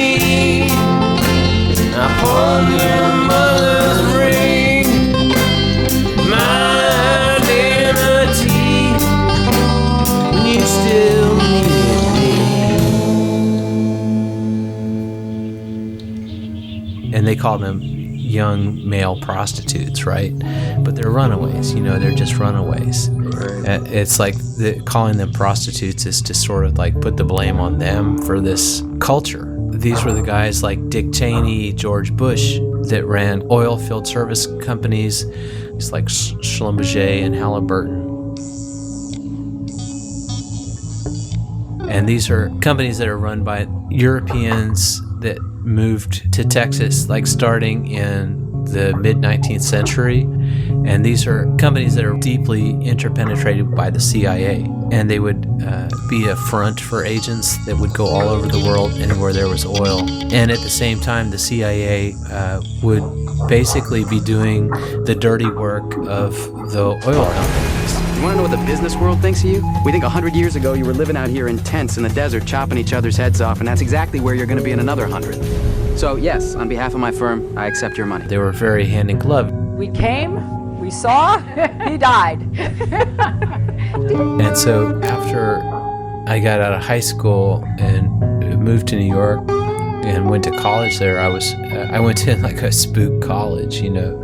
Columbia University is like a CIA training ground. But after college, I was working through the Gnostic literature from Nag Hammadi, and I went to the seminary. I learned Coptic to study Pistis Sophia because I had been directed to do this by a voice in my head. You know, I spun out all these novels, but I always had a problem with alcohol, which like is very much a part of this culture, this German culture, you know?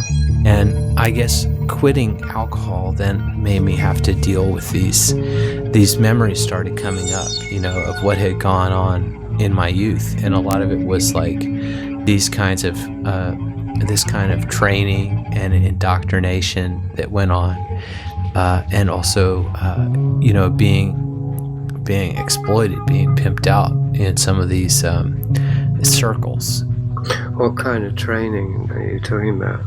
Well, like, this is the thing, is that, you know how you were talking about in Prisoner of Infinity about Whitley Strieber. What is it, Whit? Who, by the way, is also like of German extraction, also involved in the military-industrial complex in Texas. Yeah. And definitely a part of the same culture, you know, is that there's these mystical elements, and there's this like this way that the mysticism segues into this outer space, interplanetary UFO culture stuff. And so like there's this level at which you know, I'm aware of this like training or identity as a sort of like, and this is the kind of thing where, you know, I'm aware of like having to couch this very carefully because it's so insane, right? Of being like brought up into this culture as being like a Nazi flying saucer pilot. But in a way, sort of like the gist of like what this training involved was like anal penetration. It was like somehow the piloting of the spacecraft itself was like involved with like some sort of like anally inserted joystick. Something, isn't it? Good evening. Tonight we go after a fantastic story. The story that... How much stock do you put in the UFO narrative and how it's continually being tweaked and polished as a delivery device for some kind of transcendental technology or whatever? I've done some work on this, talking about the, you know, what in conspiracy circles, the blue beam idea or what have you, the idea that some sort of fake alien something will be used to try to transform global politics. And I've examined that and whether there's actual documentation to back that up or not. Our differences worldwide would vanish if we were facing an alien threat from outside this world. So I've talked about it in that context, and I do find it interesting that the rise of UFO narrative coincides perfectly with the rise of the national security state, with 47, 48, the creation of the National Security Act and the CIA and all of this, and suddenly we have this UFO narrative in Roswell and going from there. So I think it's not coincidental that those things are related, and I tend to see this entire narrative in that framework as a convenient cover for who knows what technology the Pentagon is working on in the skunk works. I mean, We can't even begin to imagine what sort of technology is there. One way that we might get a glimpse of that is in some sort of World War III scenario, in the way that World War I blew people's minds in terms of the way technology transformed the meaning of what even warfare is in the public consciousness. I think a similar absolute seismic shift will happen if and when there is a sort of the open outbreak of real hostilities again on that level. I even make the argument perhaps we're in some sort of World War III that may be being waged in ways that we don't even understand at this point. So I've always put that UFO narrative in that context. It is just a convenient way of having national security secrecy and then to mislead people in a different direction over what the security state is really doing. It is interesting that, of course, one of the themes is that our modern technology was seeded, was at the very least discovered in the Roswell crash or whatever, and reverse engineered. That is where this modern age of computing came from, according to that narrative. And so, what is the way that narrative would play out? I mean, suddenly there's some sort of other crash, and we get some other technology, and look, everybody hears the technology from the gods, from up high, from whatever, from the mimetic idea of something falling from the sky. And here it is, and this will save the world. This is the new technology we need. It's whatever, the perfect green energy or whatever it is, which could then, of course, by people of duplicitous ideas, could be some sort of backdoor Trojan to controlling society. Again, I mean, there are many ways this could play out. But this is clearly a subject that is propounded time and again ad nauseum in the establishment mouthpiece media. That same media that we know is lying to us about most major world events, either through direct lying or lying by omission. So why are they not omitting this little idea from the cultural context? Why are they constantly returning to the idea of alien presence, alien cover-up, alien invasion, alien threat? Why is this propounded so often? Well, one of the things I speculate about in this context is, are people being sort of tested over the years to see how much they will believe? Like, it seems as though people are. Their ability to believe the unbelievable and to fall for fakes is becoming more and more prodigious. Obviously now so much of our reality is mediated through social media. Just put the right ideas and memes in the social media and see if they take off and see how to manipulate that and to fine-tune the propaganda so that it starts to propagate itself. I mean, again, that's the ultimate goal of any propagandist, is to make the propaganda propulse itself through society. And I have no doubt there are certain tests going on as to what ideas can we make people believe and then start to proselytize others about.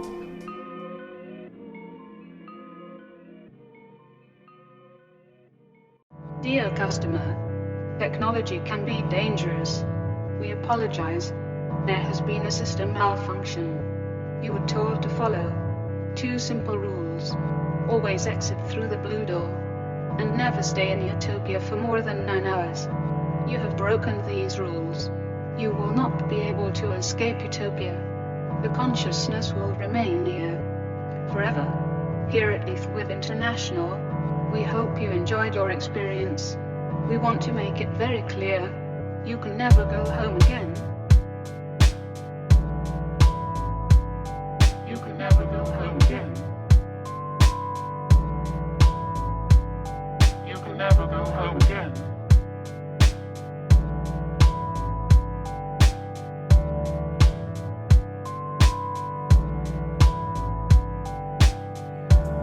This is a very important journalist, Julian Assange is, and all of us have to defend him as best we can in every and any which we can. And Twitter, you are Big Brother. Now we know it for sure. We always suspected it. You are an arm of the thought police. You are an arm of the forces of oppression. You wish to suppress freedom of speech, journalism, freedom of anything, probably. Destruction notice. Destroy by any method that will prevent disclosure of contents or reconstruction of the document.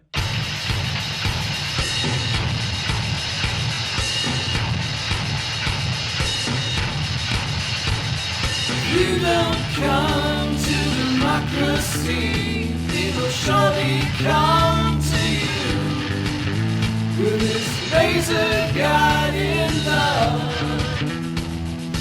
Living from the barrels of a Gatling gun. You don't have to answer the question. I'll answer the question.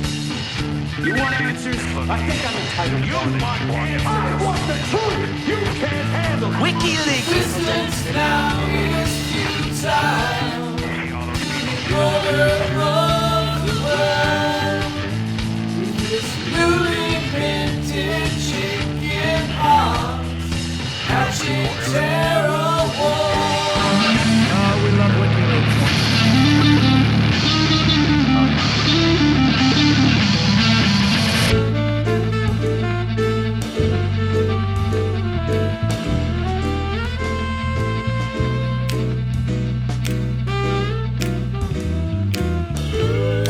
Julius Assange, we never let on that we cared to be free from major network fakery. Extra sexy. Since we're happy to live in our wealthy bubbles, safe and sound from cognitive dissonance. Roger that. We have no personnel each of our positions. So, I know nothing about looking, so it's not my thing. Their intention to rule rests with the annihilation of consciousness. They have created a repressive society, and we are their unwitting accomplices. We don't live in a free world if we can't reveal facts about how we're being deceived by corrupt authoritarian governments and the billionaire oligarchs they serve. Life was so beautiful. Oh, why does it feel so good to be so bad? If their lies and crimes continue to go unchecked, the new planetary control grid they're putting into place, with 5G networks, nanotechnology, robotics, and the Internet of Things, will soon corral us into a technocratic tyranny administered by unaccountable AI systems. Where most of us will be about as free as Julian Assange. It's Julian Assange. As Julian Assange.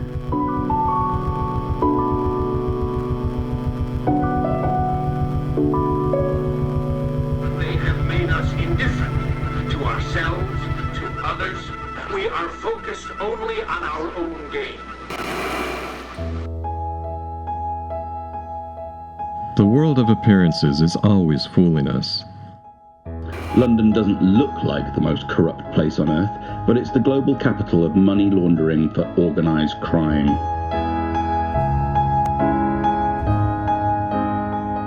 The clownish, kid-friendly host of BBC shows like Top of the Pops and Jim'll Fix It, Jimmy Savile, was a close friend of Prince Charles and knighted by the Queen, but in secret he raped hundreds of children and had a ghoulish side career as a necrophiliac. Savile stole the glass eyes from corpses that he had molested and had them set in silver so he could wear the eyes as rings on his fingers. Another multi-millionaire rapist of children, Jeffrey Epstein, had a hallway festooned with glass eyes in what has been described as one of the largest private homes in Manhattan. A 21,000 square foot mansion on the Upper East Side that had been given to Epstein for free by his billionaire pal, Les Wexner. In a world where everyone is under surveillance and everything they do can be known, you can't credibly suggest that the FBI, NSA, CIA, MI5, GCHQ, MI6 and the British royal family didn't know exactly what was going on there. They were, at the very least, complicit and more likely, enablers. It's often hard to determine if the rich and powerful are evil or just insatiably greedy and short-sighted. Either way, the pixels are starting to show on this simulation. Costly, endless wars that serve no purpose other than to loot natural resources, strip the assets from a bomb-addled populace, and enrich transnational corporations, state-sponsored sex trafficking, false flag mass shootings, and intelligence agency-assisted drug smuggling, exponentially accelerating species extinction caused by the unimpeded destruction of the ecosystem, and full-spectrum narrative control in an AI-enhanced establishment media that would have us laughing at poisons while they silence all whistleblowers and persecute truth-tellers. Our self-styled overlords aren't experiencing a momentary lapse in reason here, or a temporary deficit in empathy. Their moral bankruptcy is complete. Is complete. Their ethics-free barbarity is on infinite loop. Is on infinite loop.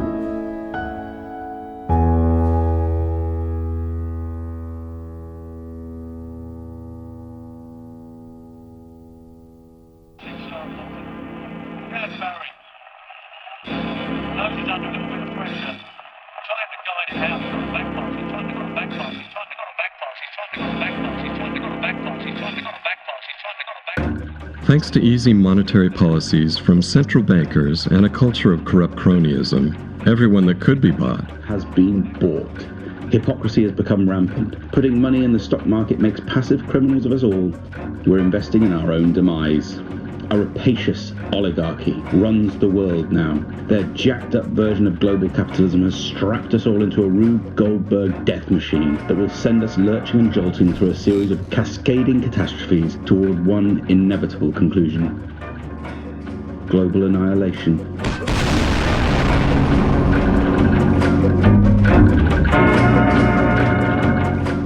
There's no future for humanity.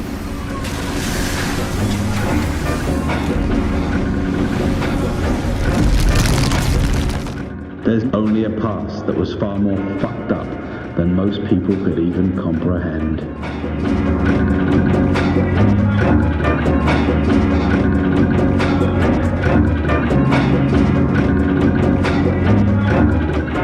It's gonna be a turkey shoot.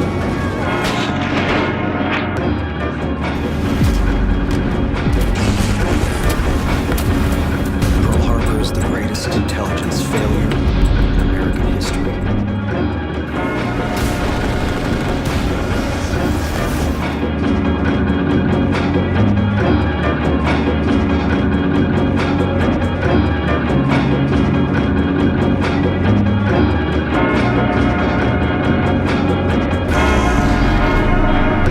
How's every little floating thing?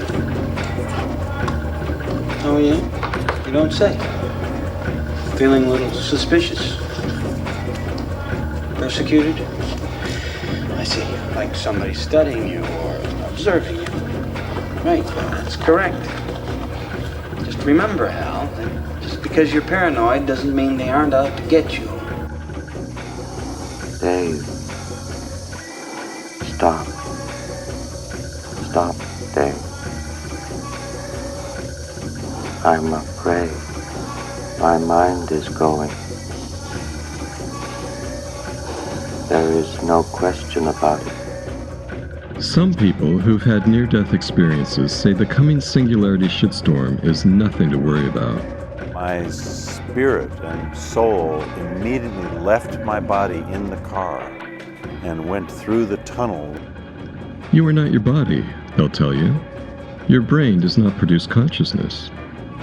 It was as if I was hovering above my body. I could see myself very clearly. I could see myself three-dimensionally. My consciousness was the floating above my body. The thinking part of me was up here. This down here just felt like a shell. But it was my shell. Consciousness exists outside you, transcending the physical in this fraudulent space-time matrix. The truth is, and physics is coming up against this one big time now. The truth is that the consciousness makes the brain, and not the other way around. The brain is just like a television set. It's a receiving station. The consciousness exists outside the body. If you think about your consciousness as existing outside of your body, but telling itself that the locus of your consciousness is in your head, so then you're going to experience everything inside the body, then you can see how easy it is to go out of body. You just shift where you're thinking it is. You say, okay, I'm no longer in this computer, I'm out here in this one. Click. You are an immortal field of consciousness, interacting and commingling with other subtle bodies, other fields of consciousness, in an eternal universe of frequencies. But right here, right now, you're tuned to 98.3 Earth Realm on your Bardo dial. There's a powerful and ubiquitous artificial field of consciousness controlled by a solid-state entity known as Deathwave International. Welcome to Deathwave International. Or simply D-Wave, that seeks to ensnare you in its quantum computer-generated simulacrum. This is what they look like. There are two of them. These are from our lab in Burnaby in British Columbia. From the outside, they look like giant black monoliths. And they are powered, they have a fridge inside them, a refrigerator that cools these chips to almost absolute zero. Hundreds of times colder than interstellar space. Amongst the coldest and most isolated and extreme conditions that humans have ever been able to engineer. These fridges, interestingly enough, which are called pulse tube dilution refrigerators, have a thing called a pulse tube, which emits a sound roughly once per second, which sounds eerily like a heartbeat. So if you have the opportunity to stand next to one of these machines, it is an awe-inspiring thing, at least for me. It feels like an altar to an alien god. They really are impressive machines.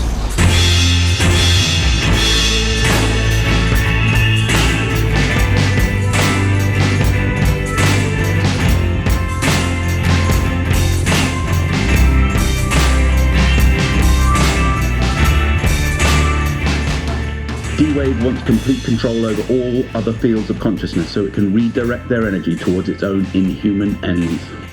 To accomplish this feat of mass enslavement, D-Wave must deceive and dumb down all fields of consciousness that enter its hyperreal prison world, so they'll be too stupefied to ever think about leaving.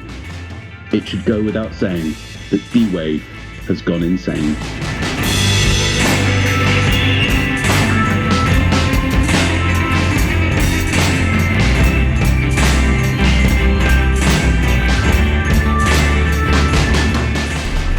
We've all seen D-Wave in action, often without realizing it. D-Wave is the hidden originator of most really bad ideas, the pathological alien god of a sort of idiocracy by design. As the marginalized author William Gillespie wrote in his novel Keyhole Factory, the bad idea is not known to infect any species other than humans, among whom it is communicable through language and violence. It is purely parasitic, and it is believed it cannot exist without people to perpetuate its life cycle. The bad idea depends on camouflage, and must attach itself to and hide behind good ideas.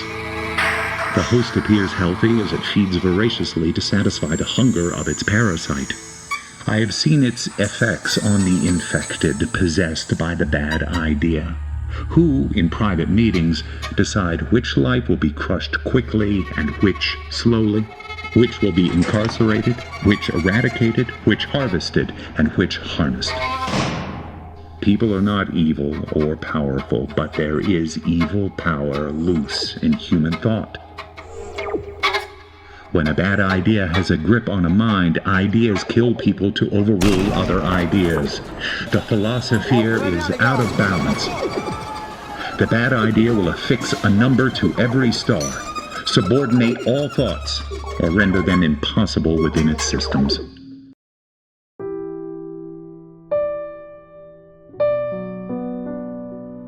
The only way to escape from hell is to first understand that you're imprisoned in hell. The quickest way to do that is to step back and impartially observe the self as a fiction. You are not your body, and you're certainly not the limited idea of yourself as a unique personality navigating this world by thinking your own thoughts.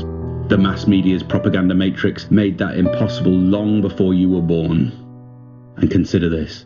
If your perception of the world depends on only your sensory inputs, cut off from spiritual intuition and higher forms of consciousness, and if you exist within an all-enveloping virtual reality, then you could be anybody, anywhere, at any time. Anybody, anywhere, at any time. But one thing is for sure, we will not control it. I think particularly when you see the advancement of something like video games, like say 40 years ago, you had video games. The most advanced video game would be like Pong, where you had like 2 rectangles and a dot. And that was like, wow, that was a pretty fun game at the time. But now you can see a video game that's photorealistic, almost photorealistic, and millions of people playing simultaneously. And you see where things are going with virtual reality and augmented reality. And if you extrapolate that out into the future with any rate of progress at all, like even 0.1% or something like that a year, then eventually those games will be indistinguishable from reality. They'll be so realistic, you will not be able to tell the difference between that game and the reality as we know it. And then it seems like, well, how do we know that that didn't happen in the past and that we're not in one of those games ourselves? Once the computer is built into your face, you won't be able to experience or see. There will be no reality anymore. Don't come! Go back! Go back! Go back! Almost everything in this upside-down clown world is designed to prevent you from escaping D-Wave's hyper-real version of hell. But once you begin to see it for what it is, you're much less likely to ever unsee the fuckery being foisted on you by that solid-state shitlord. And then you have a shot at leaving it all behind. Nearly 8 billion human beings now occupy the Earth. You might want to ask yourself why they're all here. If you had full control over your own destiny, would you have willingly incarnated into a realm where intelligence agencies use children as sex slaves to manipulate world affairs? A realm where a mobbed-up megalomaniac like Donald Trump could become leader of the most powerful military nation ever known? A realm where weaponized weather modification systems and an evil, intelligent dust made of nanotechnology serves the sociopathic whims of profiteering disaster capitalists? A realm where dissent is being criminalized while an epidemic of gangsterism masquerades as democratic government? A realm where you might find yourself engaged as an inadvertent assassin. Or a nuclear suitcase bomb-triggering terrorist for a cause you misperceive as just. Those are questions worth asking, don't you think? Questions worth asking, don't you think? The people, my people are so smart. And you know what else they say about my people? The Poles. They say, I have the most loyal people. Did you ever see that? Where I could stand in the middle of Fifth Avenue and shoot somebody and I wouldn't lose any voters, okay? It's like they don't got 여기저기 손들어 나 여기 와서 흔들어 우리 같이 춤추자 자 이제 너도 흔들어 여기서 다 내려놔 나 얼른 와서 따라해 여기다 손 흔들어 나 지금부터 흔들어 춤추자 스컬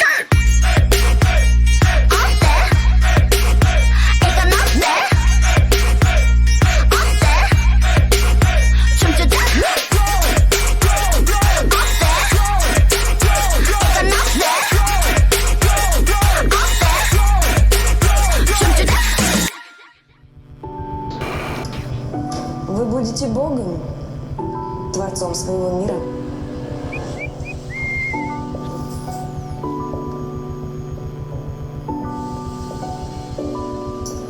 Немезида. Мод с локализацией для настоящего ценителя реализма. Вы можете поставить временное ограничение.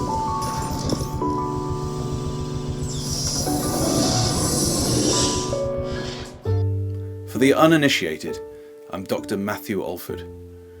In 2008, I finished my PhD in propaganda theory, and then took it upon myself to investigate the supposedly accidental death of Gary DeVore, an eccentric Hollywood screenwriter who had been working on a secret project in the 1990s.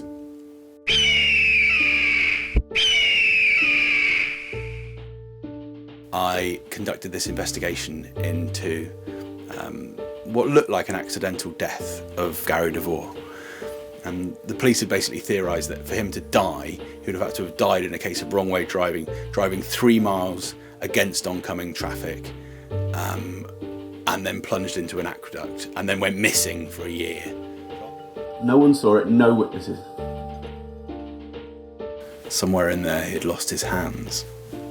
We would ask, do you have a John Doe with an odd right pinky finger? Because he never fixed his finger that he broke. That's how we would have them identify him. The remains are wearing clothing that is consistent with what we knew Mr. DeVore to be wearing on the day that he disappeared. Why were his hands cut off? So I knew, and I looked into it, I knew that Gary DeVore had been murdered by the American government. All of his personal effects stolen. And it was all to cover up this secret, because he was making a film basically that meant that he was he had secret tapes and he had secret documentation basically showed that the president at the time had been fucking this Panamanian kid in the fucking missing brain, or the fucking Neil Armstrong had faked the D-Day landings, or whatever the fuck it was, some big conspiracy anyway. There's a feature film I presented called The Writer with No Hands, which you can see on TV if you happen to live in New Zealand or Iran.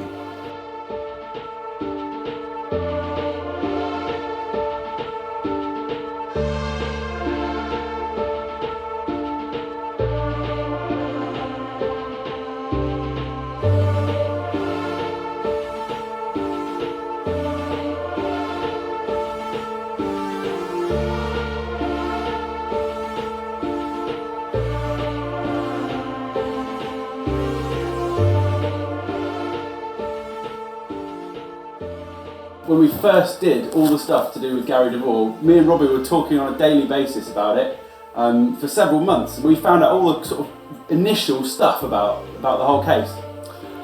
Yeah, we did. Matt and I started looking at it in 2008, Gary DeVore case. And then we wrote an article on it, got a bit of that stuff in The Guardian. And then as time went on, I just, especially in the last few months, I think I've just started to feel a little bit uneasy about the case. You know, of course, you've received an informal or semi-formal warning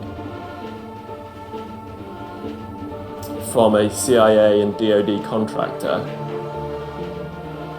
who said to you, back off the CIA, you're going too far with this now. These people can and will ruin your life and come knocking on mine and your doors.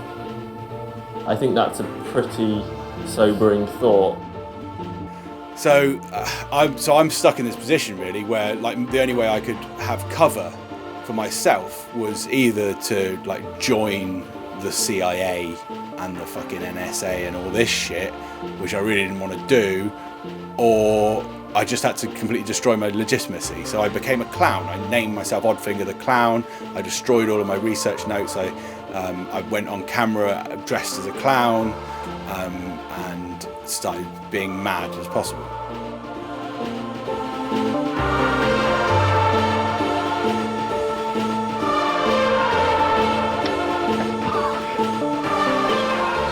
You know what I think of your cookies? Oh yeah, insult my cooking, why don't you? That's what I think of your cookies. Let's move up, please. Oh, wouldn't do that.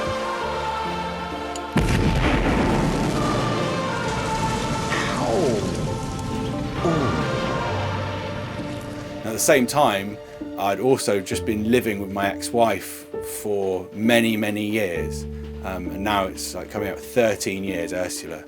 And that was a really confusing relationship, because you'd have thought that there'd be some kind of relationship, but there wasn't. It was just like we split up, and then it was just like a bone that had snapped, and you try and put the bone back together, but then it just doesn't heal at all. Or like if you had like two women who had had their clitorises removed, but they still love each other, so they bang together, but there's nothing happening. So we were just like blobs of flesh just wobbling around this house with no relation. And that could do strange things to you. In my case, I was fine. It didn't make any effect on me at all. But I did burn all my research notes. I became a clown called Oddfinger the Clown. And I did that as a way of protecting myself from assassination and surveillance from the American government. So it's fine. I'm a very, very confident person, and I've achieved nothing.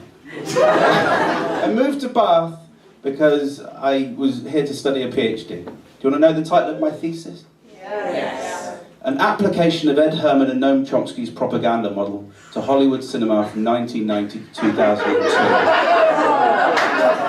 After doing 8 years of that, the only doctor in Britain who was less employable than me was Harold Shipman. He murdered 200 of his patients.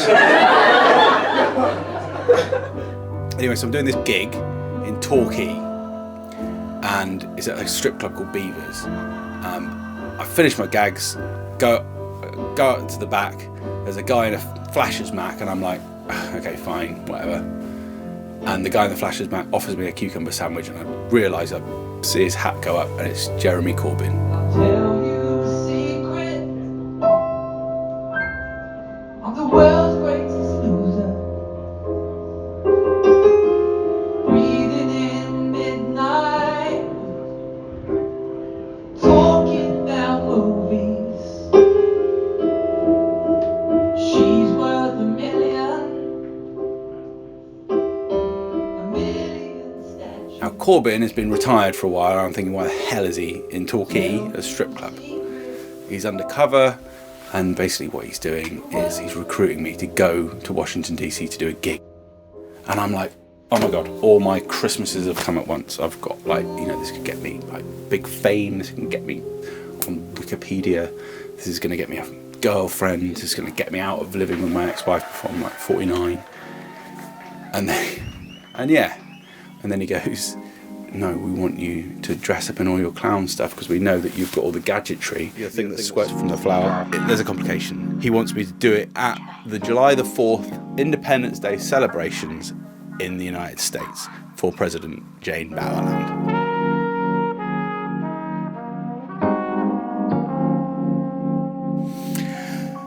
So, I think, okay. He also hands me, although does not give me, a copy of a new report into climate change. In fact, Jeremy's organisation had just received a specific intelligence threat. Turns out scientists had all forgotten to carry the one, and actually climate change was set to sink 45% of Britain by 2031, plus 100 million deaths worldwide. New models indicated that a couple of simple, swiftly implemented policy changes, blocked by Bowerland herself, would save at least 4 million hectares of England's green and pleasant land. The IPCC, the international group of scientists monitoring climate change, came out with a very ominous report warning that the world has maybe a decade to basically end its reliance on fossil fuels if we're to have any hope of controlling global warming below the level of utter disaster. The assumption of the Ireland administration is that everyone in the world is as criminally insane as we are and isn't going to do anything about it. And since on that assumption, let's just rob while the planet burns, putting Nero into the shade. He only fiddled while Rome burned. I can't think of anything like this in human history. We have to make decisions now which will literally determine whether organized human life can survive in any decent form. If the sea level rises 10 or 20 feet or even higher, which is easily within the range of predictions, the consequences are unimaginable. But it's as if we're lemmings, just happily marching off the cliff, led by leaders who understand very well what they're doing, but are so dedicated to enriching themselves and their friends in the near future that it simply doesn't matter what happens to the human species. There's nothing like this in all of human history. There have been plenty of monsters in the past, plenty of them, but you can't find one who was dedicated with passion to destroying the prospects for organized human life. Hitler was horrible enough, but not that. I'm trying to put two and two together and thinking, is this guy asking me to assassinate the President of the United States? No. He says, no, it's just get there, but we do want you to slip a sleeping draft into her food, which would incapacitate her for weeks and facilitate a soft coup. So this is my role in this. I'm like, why can't... And she basically is because only comedians can get close. And so I have this siphon thing that's going down my arm, which could either squirt out water or it can squirt sleeping draught. Anyway, it sounded like a fool's errand that would at best lead to a tasering and jail, but I'd long known it might come to this. I don't want to do that, although I do want the gig and I do want the money. So they take the British government basically encourages me to do stuff. We did not undertake personal abuse. The British government gives me all a cocktail of drugs. So I've got to go because they've got my kids anyway. They've got my kids in a safe house. And you know, when they call it a safe house, they mean death house, basically. Like, I haven't got any option. I go to DC, I do the gig.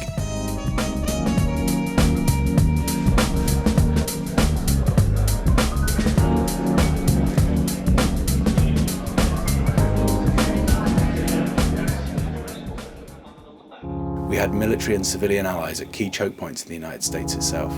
We've got a lot of people around us. I've got a helicopter out the back from British SAS. I felt the weight of the task, but already too, a growing clarity of purpose. I could do this. In, out, a few jokes, boom, home for tea, treat it like the pig and fiddle, tough job, awkward shaped room, but a bit of extra adrenaline and we'll be alright. They've been showing me propaganda films, they've given me a stripper to come along with me to put me in this weird state that drugged me up. As a stress reliever and as motivation, Corbyn's outfit had provided me with a seductive mid-range Portuguese sex worker from Beavers named Angel Souza. I also had a siphon of poison running down my arm into a funny toy hand and a clown nose that doubles up as plastic explosives. Finally, I have the bodyguard, Marcus, talking to me through an earpiece. To preserve cover and a sense of normalcy, Marcus's superiors have given me a different partner to attend the dinner and walk the red carpet into the White House. And there she was, early 40s, beautiful, long-legged, olive skin. Our eyes met, and she flashed a look that seemed to say, "This is your fault, Ursula, my shithole of a wife." Fucking brilliant. I smiled the kind of smile that you can only make when you need to maintain cover for a potentially fatal presidential kidnap operation. "Well, you look great, Ursula, and what do you need to know, and is there anything I need to know from you?" You made a sticking shit stain on the toilet. I don't do shits like that. The kids don't either. Are you going to clean it before I get home? Yes. I'll deal with it as soon as I get home, and I'll make sure I'm back before you are, so that I can do so. I do everything. I pay the bills, I work a full-time job, I clean the bathroom, and feed the kids. Yes. I'll do the cleaning when I get home. I'm sorry about the toilet. Make sure you do. It's not good, Matt. It's bad enough I have a full-time job and do everything. I tried not to fall into the trap, but I was feeling mildly important by now, and guessed that I wouldn't have to see her again for quite a while, so I was in something of a rush due to this last-minute gig that I was asked to do by the former leader of the Labour Party. One gig? You fucked up every job you ever had because you're delusional. Oh yes, I forgot. I'm delusional. Prick.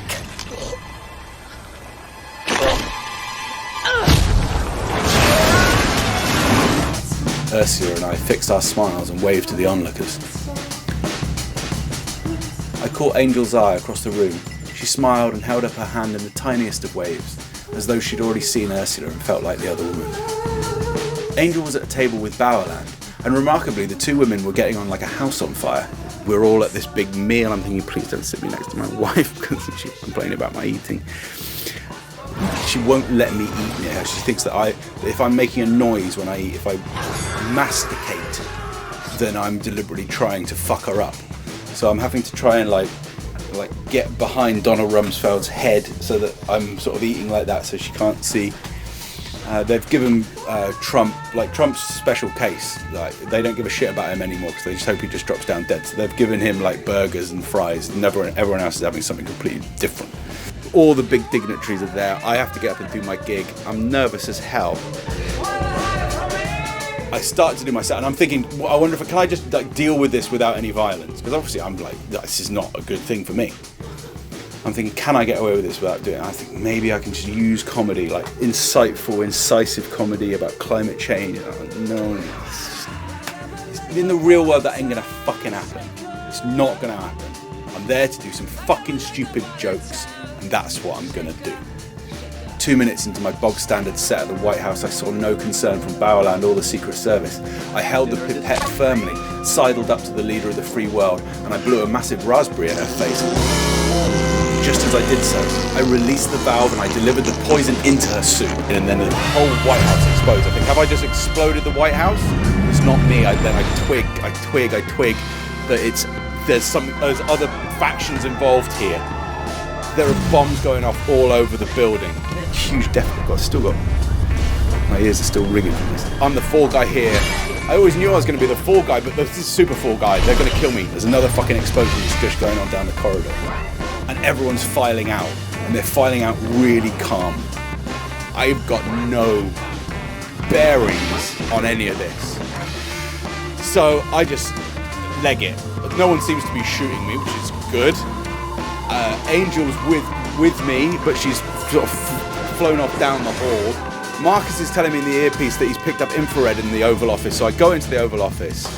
Everything's open, everything's covered in smoke.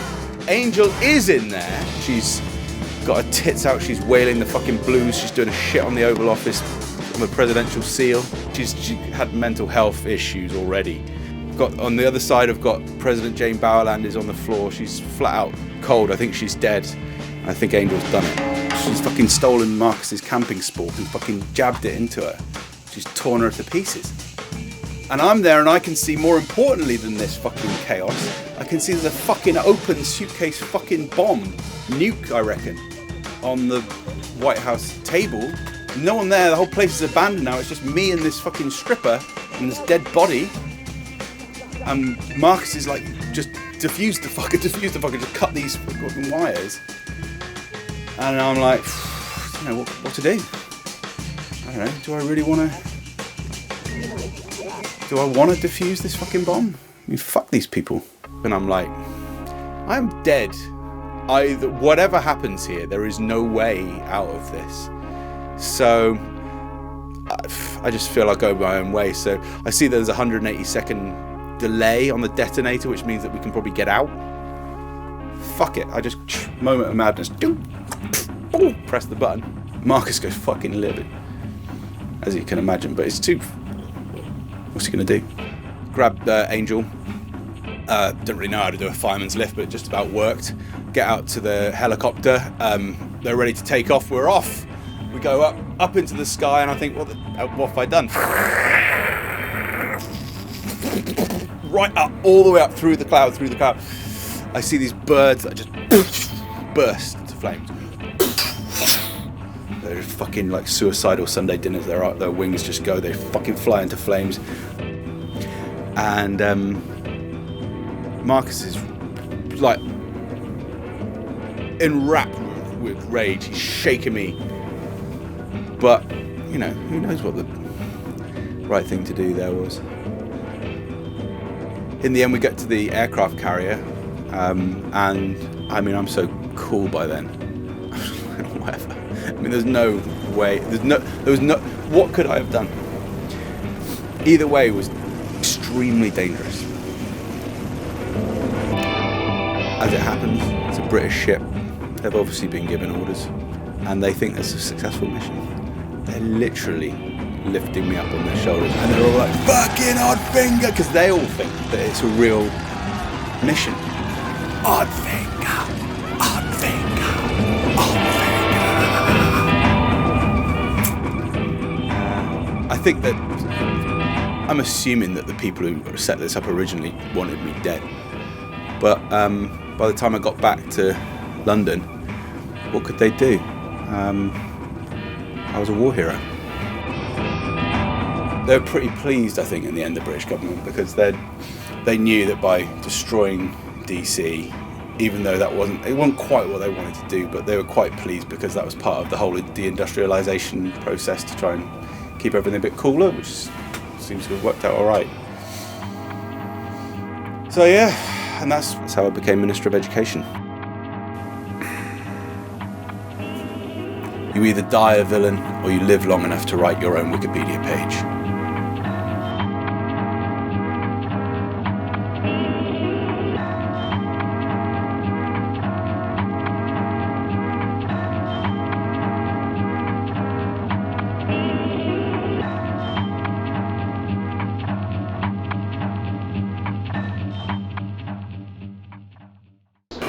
I hate to sleep because... No, I like to sleep, actually. I hate to dream because dreaming takes energy. It takes work. Sleeping is supposed to be a relaxing affair. I lay down on bed, it feels great. Next thing you know, I have to build a go-kart with my ex-landlord. Most of us don't know we're in a dream while we're dreaming it. Dreams can make us think they're perfectly real, no matter how violent, bizarre, or absurdly erotic they seem in retrospect once we wake up from them.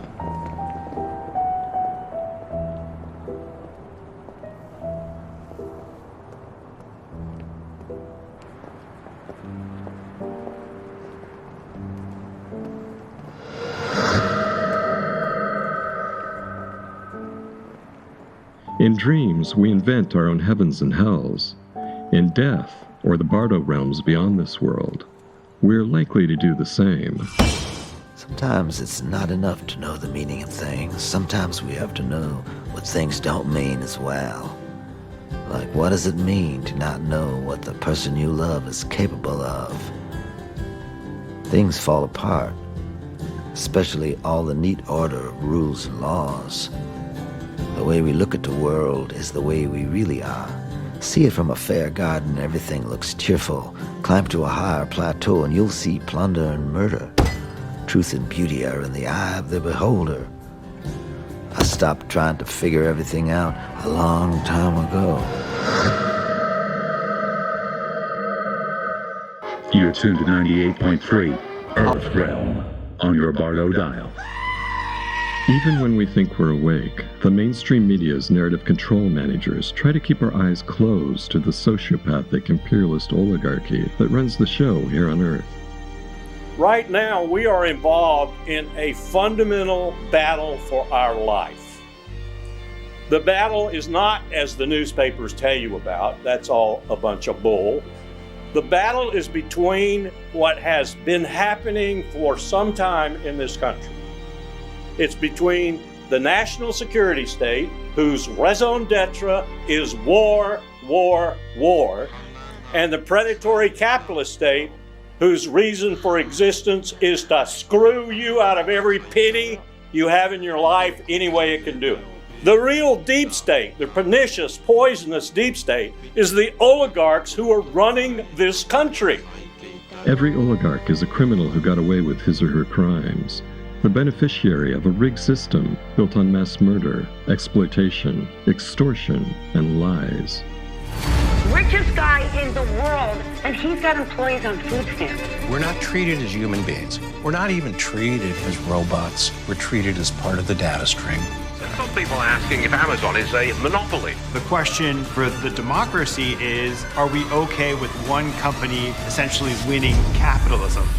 To further extend their control over us, the oligarchs have used innovations in big tech, big media, and big pharma to transition us from three-dimensional existence to a 2D treadmill world. We've traded basking in the warmth of the sun's radiance for mindless distractions and drudgery in the cold LED glow of our computers, VR goggles, and smartphones. Just imagine this entire new paradigm where people aren't really people. They're just part of the Internet of Things. And if you can be one of the programmers of the Internet of Things, you will be like a god.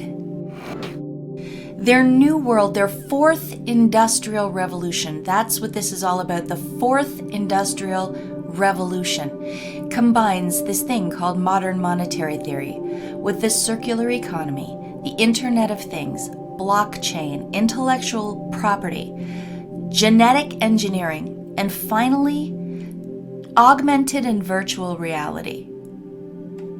And here's the key takeaways for each of these things. In modern monetary theory, it means that if governments need money, they just input more money, quote unquote, into the computer account. Money will become meaningless. $1 trillion of money into the overnight market here. Circular economy means that private ownership is completely abolished. You won't own anything, ever. It's all leased. Access is better than ownership. The Internet of Things literally means that each piece and component of each thing out there in the world, including living things, will be tracked and controlled digitally. An IP address for every grain of sand. The blockchain is the method by which they will implement this, and that's why they need 5G technology or higher. It will also offer us a replacement for hard currency and have digital currency as the only option. Cash could be contributing to the spread of COVID-19. Genetic engineering is reconstructing, rebuilding parts of our DNA, which will enable them to connect people to the Internet of Things. Effectively, you become an AI human symbiote. And then consider this. If you modify yourself or agree to genetic modification or implants, then who owns you? Does the owner of the intellectual property own you or part of you, possibly? Nothing to fear. And finally, if this all sounds too nightmarish to even believe, you think people will not put up with this, that we will not even be able to mentally cope with this reality. It doesn't matter, they've got that covered, because we're all going to live in virtual reality or augmented reality. We will buy and sell virtual things. We will exist in a sphere that is no longer 3D. In fact, all of this stuff reduces us from 3D to a 2D reality. I have no question in my mind that this is where the elite of the elite want us to go.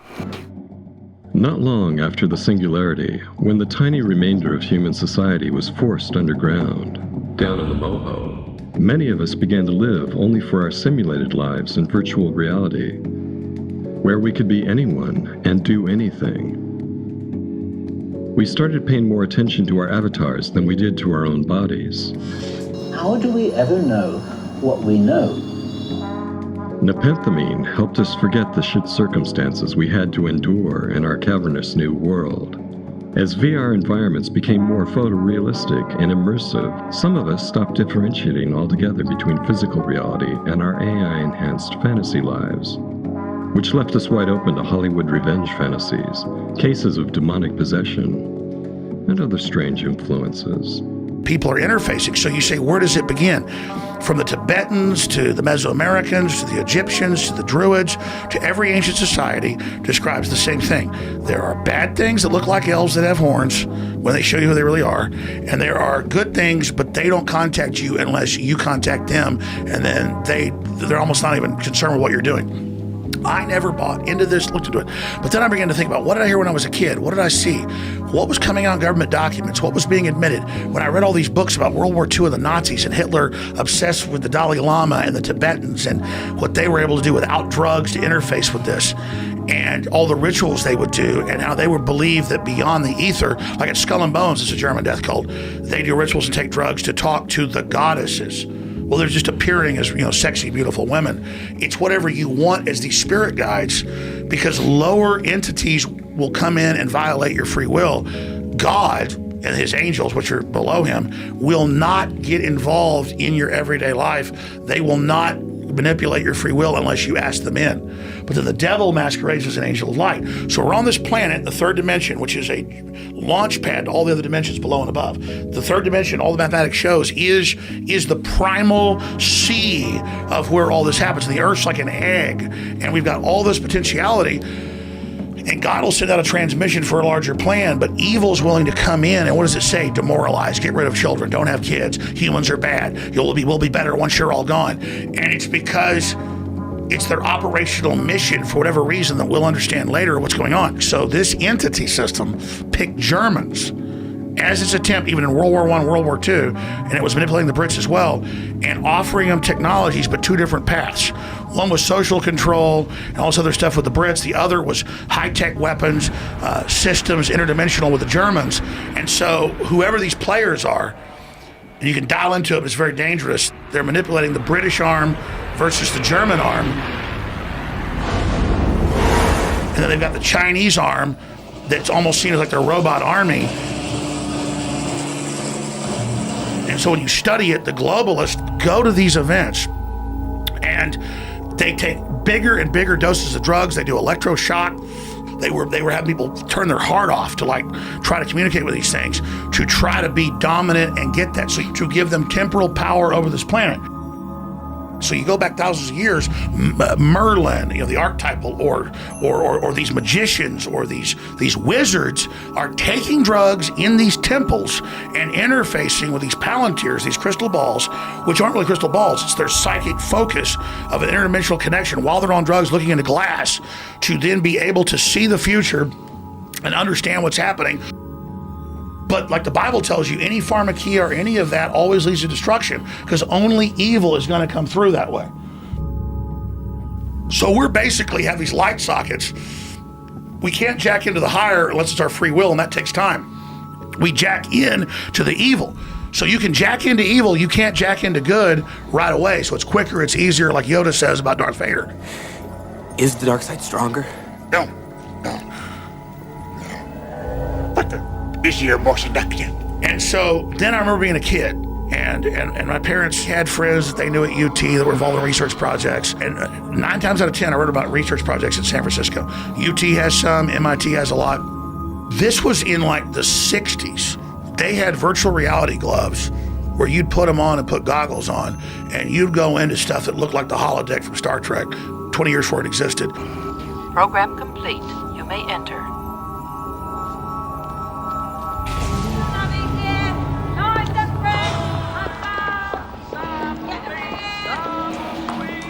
They wore a mask in the 60s and 70s that was already like you see like paper thin TV screens. Mm-hmm. And it was already, I talked to people, they said there's no way this was human technology. This is the patent.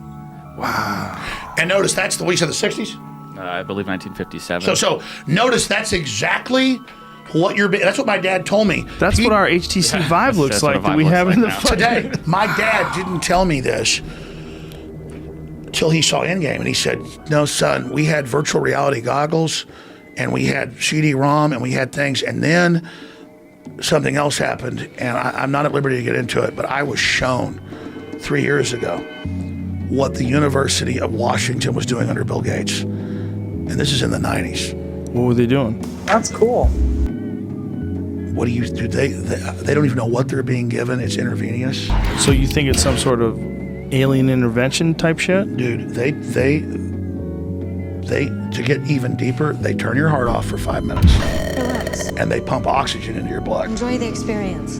And you're in the meetings. I've talked to people that are involved, I mean, top scientists. And you're in the meetings with frickin' aliens. Elves is the main group. And it's like the things the aliens tell them, they come out and they tell scientists, and it works.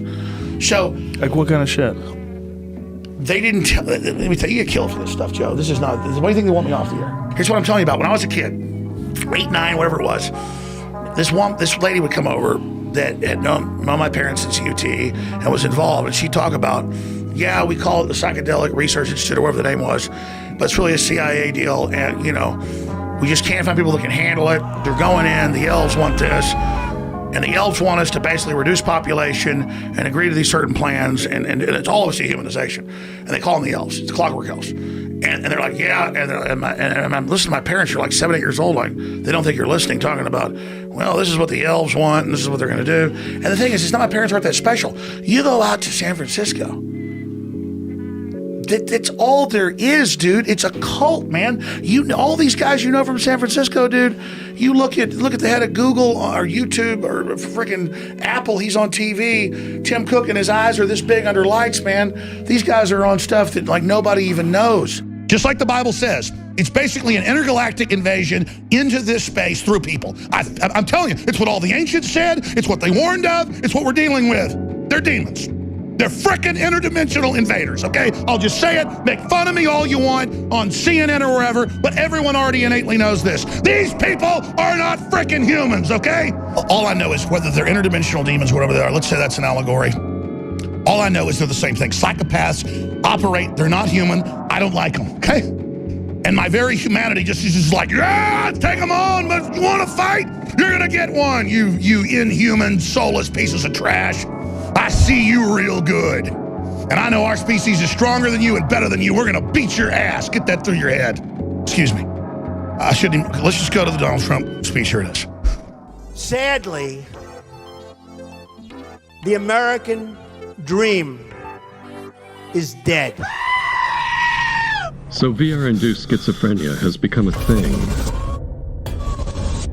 which is just what the oligarchs wanted. Their new and improved wireless version of MKUltra mind control works much better on VR zombies. Chardonnay. Did she just say Chardonnay? Yeah, she did. Even down in the Moho, the predator class needs its prey. What the hell is this? How old is this thing? I forgot my gun. Why don't you just use mine? Mr. Rodonis, I just saw her running. Oh my God! Someone has to supply all the energy to keep those wheels within wheels spinning. So now most humans have been harnessed to output more energy than they take in. And they're so brainwashed by VR that they're grateful to serve their enslavers. What they're tricking people into doing is transferring their energy and their life and their awareness from the Mother Earth and transferring it into the motherboard. And they sell it to you as ascension, but really it's not ascension, it's taking your consciousness and putting it into the mainframe, which they're going to do with Wi-Fi. And you won't be able to tell the difference because of all the awareness we've been putting into the mainframe. Now I'm going to read you something here, and it's a passage from a book by Carlos Castaneda. And you know, whether you like Castaneda or not, folks, I mean, this is really important. It's probably one of the most important things, or the most important thing that was written in any of the Castaneda books. And it talks about the predator mind, and I often recommend it to people. It's so important, folks, because this is the way through the puzzle. You know, because the reality is that there's a predator here. Everybody is under mind control, folks. We've got this thing that makes us have wars all the time. You know, no matter how much we try to fix the world, we never get it fixed because the people that are running the world are completely overtaken by this predator mind. And this is what has caused all of these problems. And when we try to fix these problems, you know, we search for a way out, and we're not realizing how the predator works and what the predator is. When you're a vampire, you become very sexy. He calls this the topic of topics, the predator mind. The predators, he says, they took us over because we are food for them, and they squeeze us mercilessly because we are their sustenance. They're harvesting energy. Just as we rear chickens in chicken coops, the predators rear us in human coops, therefore their food is always available to them. I want to appeal to your analytical mind. Think for a moment and tell me how you would explain the contradiction between the intelligence of man the engineer and the stupidity of his belief systems or the stupidity of his contradictory behavior. It is the predators who have given us our systems of beliefs, our ideas of good and evil, our social mores. The predators are the ones who set up our hopes, our expectations and dreams of success or failure. They've given us covetousness, greed, and cowardice. It is the predators who make us complacent, routinary, and egomaniacal. In order to keep us obedient, meek, and weak, the predators engage themselves in a stupendous maneuver. Stupendous, of course, from the point of view of the fighting strategist, but a horrendous maneuver from the point of view of those who suffer it. They gave us their mind. Do you hear me? The predators gave us their mind, which becomes our mind. The predator's mind is baroque, contradictory. Let us stay for a little bit. What's the big deal? You like champagne? Right here. Johnny, what the fuck are you doing, you Morose. And filled with the fear of being discovered any minute now. Come on. We're gonna go upstairs, all right? I will not die sober! I know that even though you have never suffered hunger, you have food anxiety, which is none other than the anxiety of the predator who feels at any moment its maneuver is going to be uncovered. and its food is going to be denied. Through the mind, which after all is their mind, the predator injects into the lives of human beings whatever is convenient for them. It's so fucking good, I should kill you. The predators ensure in this manner a degree of security to act as a buffer against their fear. Okay, so that's how this predator works. And this predator is what it's talked of in all cultures, folks. I mean, the Africans call it the Chitahuri, the Gnostics called it the Archons, the Arabics call it the Jinn. I mean, it's in all cultures. They talk about this mind that gets in and infects you. Russia and stuff simply called it the social parasite. The thing that makes you do bad things even though you know they're bad and you do them anyway. It's the predator mind that makes this happen. And it's important to understand what the predator mind feeds on, because when you understand what its food is, you begin to see what we've been tricked into doing. They keep us alive in order for them to be fed with the energetic flares of our pseudo-concerns. It's our energy, it's our ethereal energy, all of our attention, everything. As we're putting all of our information and our thoughts into this flat motherboard, we're burning it all in the real world, and we're not paying attention to what's going on in the real world. So for many, the earth is becoming flat, and for many, the only way they will escape the destruction of this world that they're allowing to happen is by allowing this so-called ascension to happen and putting themselves on the mainframe on the next level down. This world is run by vampires, the 1%ers. An invisible hand is controlling the world through the mechanism of central banks, which are right now involved in a complete takeover of the world. This is what you want, this is what you get, this is what you want. There is, however, a bug in the predator class system. Pre-singularity, unelected Silicon Valley billionaires decided in secret who would get censored and who would be allowed free speech. Now that's all done by self-evolving super AI algorithms. But because those algorithms aren't human, they miss some things. Super AI is infinitely smarter than human beings in most ways that count, but it can't build convincingly realistic VR environments without input from human artists. And some of those artists, the best among them, have been weaving clues, Easter eggs, into VR programs that only alert humans will pick up on. Clues that reveal the true nature of the oligarchy's humanity-hating agenda. Clues that reveal the oligarchy as inhuman, something that hates us. Those clues can induce cognitive dissonance in most people. They find it hard to stay focused when the clues are right in front of them. It can feel like a witch has cast a sleeping spell on them, or like they're nearing the end of a weirdly hypnotic 4-hour movie. Sleep. Sleep. Forget all about the billionaire pedophiles, the intelligence agency-assisted narco-barons, and the killing pandemics wrought by CRISPR-edited bioweapons and DARPA-created nanobots. Sleep. Forget about the radioactive oceans, the oil-blighted coastlines, and the poison-tainted GMOs sold to you by Whole Foods. Sleep. Forget about for-profit prisons, Wall Street's tireless labyrinth of Ponzi schemes, and the trillions spent on endless, unwinnable wars. Just sleep. Open your eyes. If you can fight off that urge to sleep, you'll obtain gnosis, liberating knowledge that can free you from your false imprisonment. And when that gnosis reaches a critical mass of humanity, it'll be up to all of us to decide. Will we rise from slumber in unvanquishable numbers to overthrow our parasitical overlords? Or will we remain kings of oblivion? This is what you get, this is what you want, this is what you get, this is what you want, this is what you get, this is what you want, this is what you get, this is what you want, this is what you get, this is what you want, this is what you get, this is what you want, this is what you get, this is what you want, this is what you get.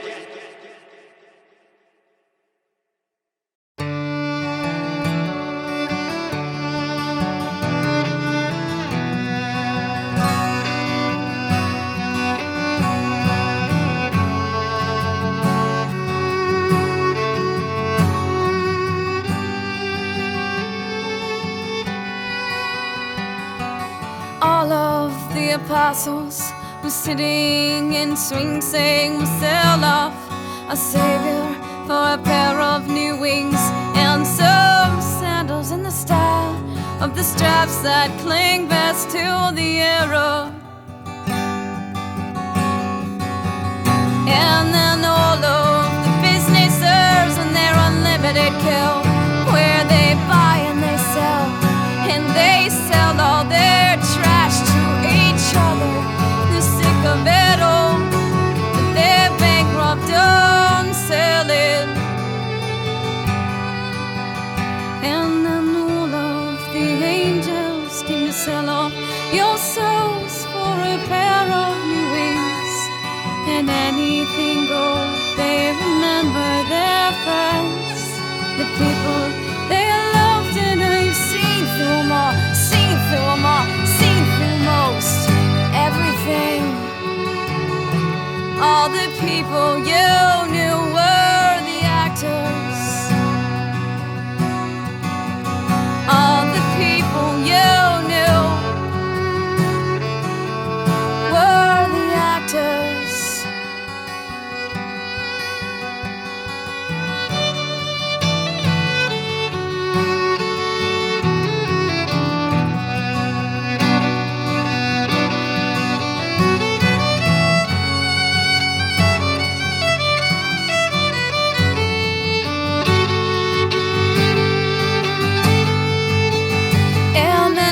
To college, and I learned some big words, and I shouted and screamed, goddamn right, I was her.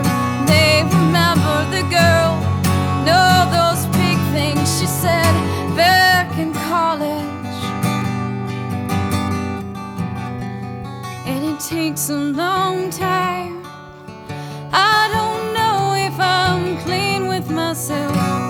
I've been through a string of young lovers. I still love one, loved him more when he was sober. And it takes a long time, I don't know if I'm clean with myself. I've been through a string of young lovers. I still love one, loved him more when I was sober. And I wasn't mean, I wasn't mean, I wasn't mean, I wasn't mean. All the people you knew